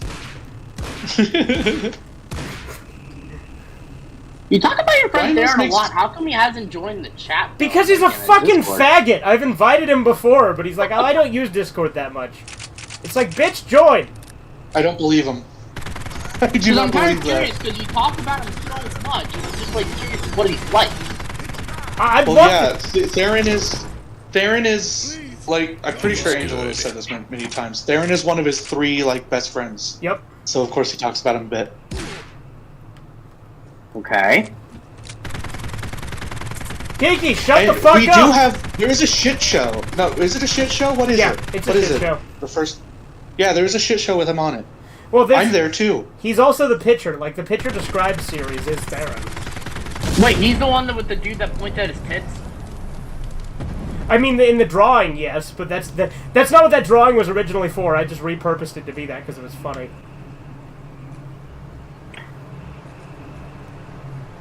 Because that's just a drawing Corbin did, and then I made that Theron's character in Sergeant Friends. And Theron has a very unique style Also, of humor. the stream where I got really, really and said the.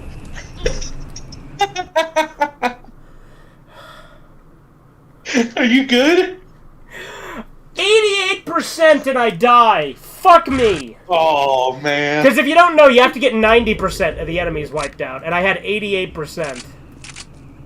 Ooh. Damn, that close. It's very clutch. Like, one more enemy and I would have been done. Yeah, on the stream that I got really drunk, Theron is there too. Yeah, he is, isn't he? The one where you got drunk and then screamed, "Nigger man!" really loudly near an open window. Fucking worthless. Yeah. That one.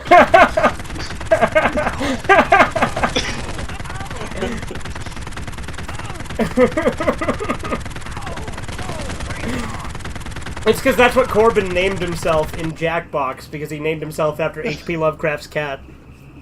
Red-Eye Jump Scare. Fucking Super Gaming just said Red-Eye Jump Scare. Because, you know, because I screamed into the mic. Yeah.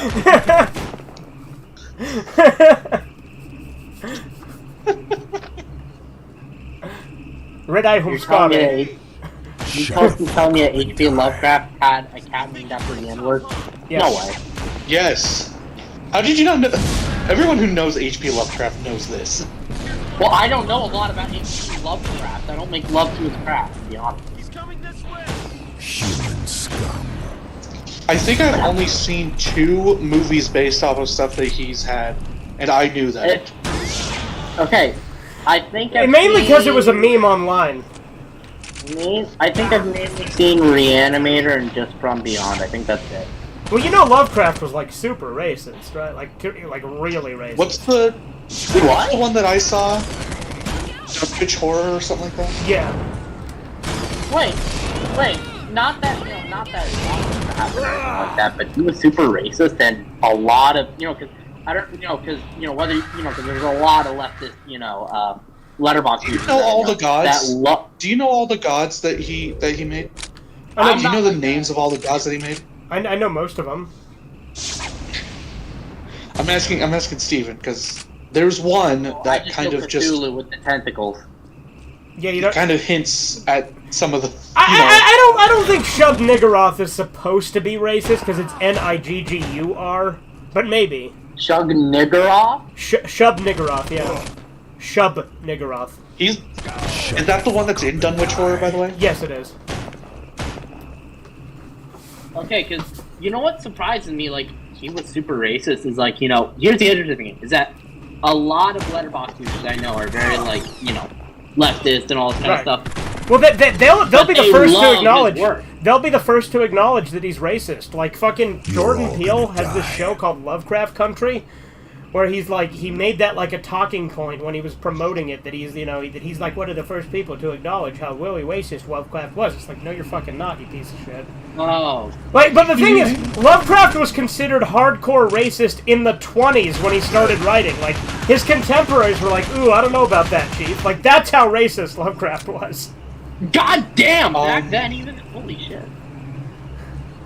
Dude, have you seen Lovecraft Country? I have not. No, I don't really have an interest in it. It is hilarious. It is absolutely hilarious. Like, good hilarious or like it's shit hilarious? Both. It's Jordan Peele, so yeah, it's gotta be bad. Jordan Peele, like... Look, Jordan Peele is the most overrated fucking director. I will agree, but I think Get Out is good only because it pokes fun at the audience. No, here's the thing. And I know that you said his intention was look at internalized racism. I don't focus on that intention. I like that it pokes fun at all, like, the, self-obsessed, point-winning, white people that are really cringe. Yeah, sure. No, the point of the movie was to make fun of white liberals, but that doesn't make it a good movie. Dude, genuinely, I think Us and Nope are better than Get Out. I actually don't like Us and Nope at all, to be honest with you. Us was a little bit pretentious. I did not like the upside down world or whatever. And Nope, I get the homages that he's doing to like classic sci-fi, but I just didn't really care for it. Nah. Also, Lovecraft's views softened as they went on. Yeah, sure. Lovecraft did mellow out as he got older. That is true. But the thing is, Lovecraft just hated people in general. So then is he really racist? Or yes, really absolutely, he was. If you read some of the shit, he was absolutely. He views like racist. Yeah, he was super racist, and he was evolved racism. And he's like one of the most famous horror writers amongst people who are he's my favorite author. I think he's like objectively the best author. Like, I mean, no. But do you understand the irony of? No, yeah, sure. Well, like, but the thing is, leftists are often not self-aware of the stuff they like, too. Like, I think a lot of them are at least acutely aware of Lovecraft's racism. But, like, for instance, Corbin's dad likes Ayn Rand, right? And Corbin's dad has said, if Ayn Rand was alive today, she would be an altruist and a socialist. But isn't she, like, from what you guys described, pro-selfishness and all that?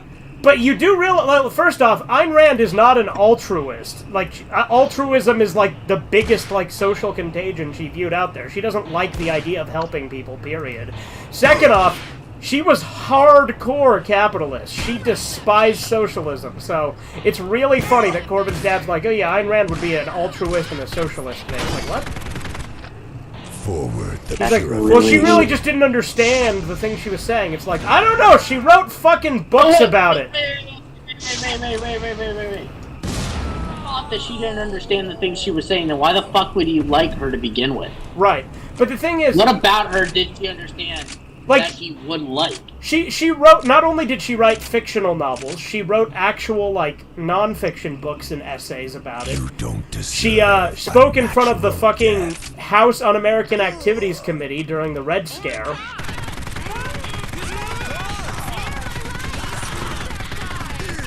Man, that's probably like one of the worst. Wait, isn't he the guy that also said that people didn't like cuties because Muslims were in it or some shit like that? Corbin's dad is not bright. Yeah, no offense, but that's like a cringe tape. Corbin is the friend who I'm least concerned with insulting his family members. Corbin, like, if I insult his family, he's just going to agree. Oh. I mean, to be fair, I think he has mentioned it before. Well, yeah, have you not heard, like, me and Corbin have a back and forth? Like, if he's shitting on, like, if I'm shitting on his family, he'll be like, yeah, and also they did this. Oh, God. He just adds to it. Yeah. Maybe, so something I was going to say about Lovecraft Country. This is absolute insane moment. They hit one of the demon things. I don't remember exactly which it is. It was generic demon thing, right? Generic demon thing number 5. Yeah, gotcha. Yeah. They hit it with their car, and it just fucking dies. You can't kill, like... I mean, there are some Lovecraftian monsters you can kill, but... Like, I guess you could kill a Shoggoth. It would probably take a... Well, can you kill a Shoggoth? I don't know if you can kill a Shoggoth, actually. I retract that. A Fishman you could probably kill. You can kill a Shoggoth in the Call of Cthulhu tabletop. The FPS game? Well, yeah, and you can also kill a Shoggoth in Call of Cthulhu Dark Corners of the Earth, but you just...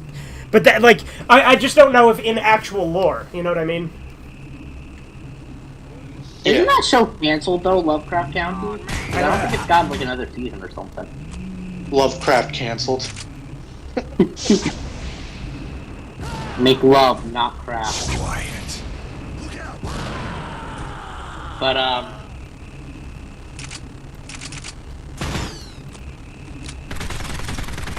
I think the best Lovecraft movie is Kubo.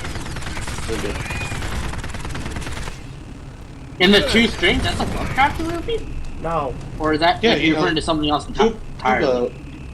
Kubo with the dog that's outside of the car and the lady is... Cujo! Oh! I thought you were talking about, like... Cujo. DM... Okay.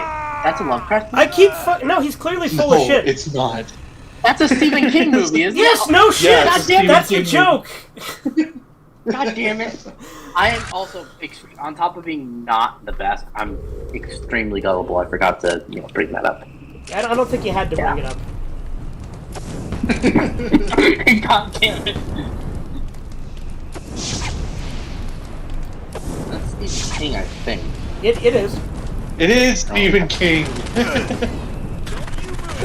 Time for me to die. I've heard that a lot of his takes are a little bit cringe. What, Stephen King? No, of course they are. Yeah. Absolutely.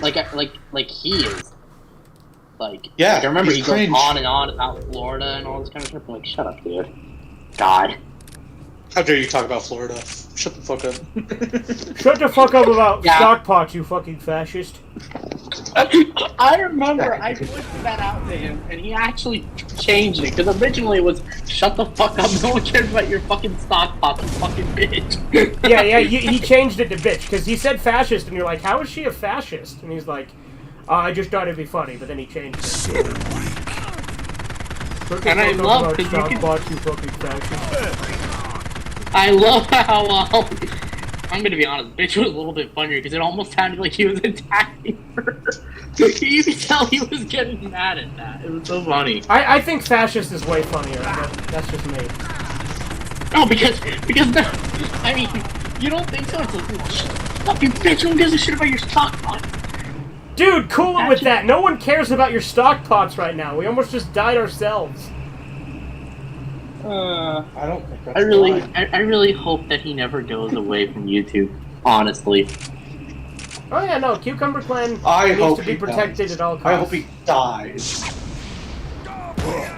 That's a threat. How about no? Because we're on YouTube, jackass? I think you meant his hair, like into a different color. If yeah. they put down the stream, they're just silencing the truth. You got holy shit!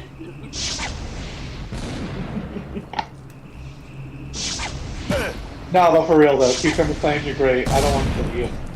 No, Cucumber Clan Birds needs of to a be feather. protected at all costs. Die together. Probably just not more famous.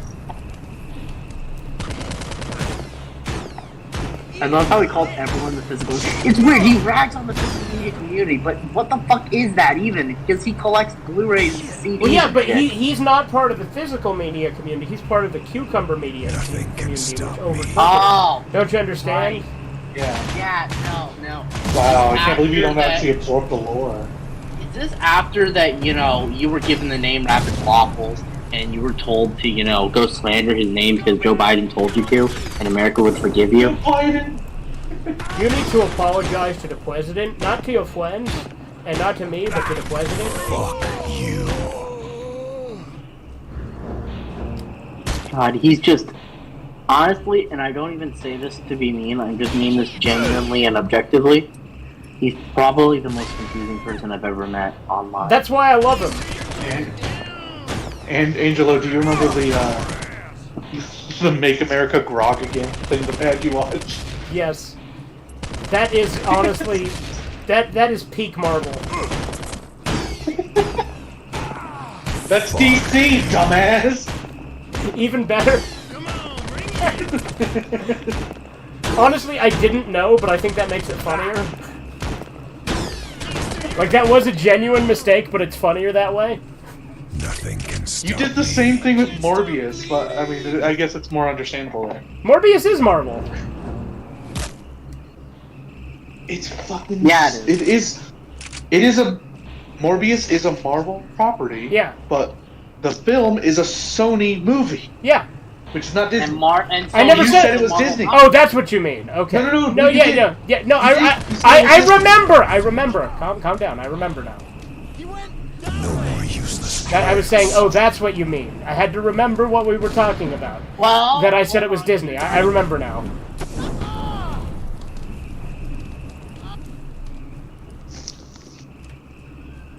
Alright, well, now since you've admitted to your mistakes, That's illegal. Admitting your wrongdoings is illegal. yeah, that's right, I forgot. The Cucumber Clan is the most 5-year-old man I've ever met. He's the most 5-year-old man. I think that's an insult to 5-year-olds. They're a lot more advanced and mature than him by 100%. Like, You guys just don't understand. You guys just don't understand the level that the Cucumber Clan is on. that's actually pretty true. And the people He's who an defend him, evolved like critic. that dude. Like honestly, Cucumber Clan is on such a level even he doesn't understand. What if his mind is what if his mind is so smart that it's out of his body and from a different dimension, and he's just possessing a different being to experiment with us humans? He's also a We just don't vampire, understand it. Cucumber. Larry the Cucumber is also a vampire. And, You remember that one time that he took down a community post because he called himself a slut or something like that? well, something the Cucumber Clan has done multiple times that I think is really funny is like someone like insulted his mom and he's just like, "Joke's on you, my mom's One dead." nation. He said something else about his dad, and knowing him, it was Honestly, not, it was not unironic. I think his parents are alive. Because he said that they both passed away recently, but because of how often he says that people passed away, I think he's, like, full of shit. Because I went to school with this autistic guy named Eli, who would constantly to his dad, say, "Oh, the crocodile is eating dad in the water," or, "Oh, the dad is falling off the cliff," I asked his dad about it, and he's like, "Yeah, no, that's basically just his way of saying, 'Fuck you, Dad, I hate you.'" And he wasn't joking. He was just saying. He was like fantasizing about bad things happening to his dad. What the fuck? What great son.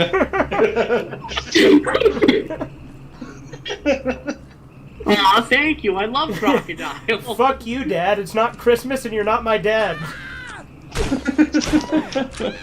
the thing is that if the Cucumber Clan is lying about it, you know that it's lying about it, but not in the sense that he thinks. He can't admit his wrongdoings.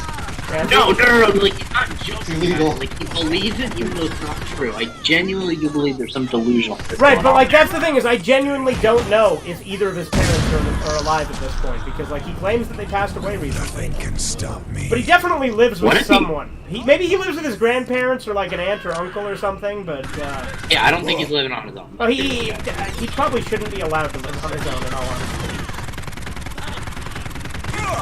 I've said this before, but I really don't get his setup for fucking movies. He's like so close to the floor. Doesn't make any sense. What the fuck you just say to me? No, One not what the nation, fuck you just said. death. What the fuck you just say to me? Fucking bitch. Fucking, you fucking asswipe. I will fucking rip your head off. All righteous fucking fucking, rip my head off. nigger, Alex. Whoa! Well, dude, that's You not say true. that. Only we can say Alex. I was gonna say I probably should have said Alex. That's too much, right? It's a sexism. Yeah, that's just wrong. Like, what the hell, man? You can't say the A word. God. Can't be going around calling people massives. Exactly. Here's the thing. I like Keemstar. I think that he gets a bad rap, but I think it's kind of bullshit that he tried to say like how he genuinely thinks that him saying Alex is a stupid nigger was like a horrible mistake. I guess from like a PR standpoint maybe, but Yeah, it was a mistake.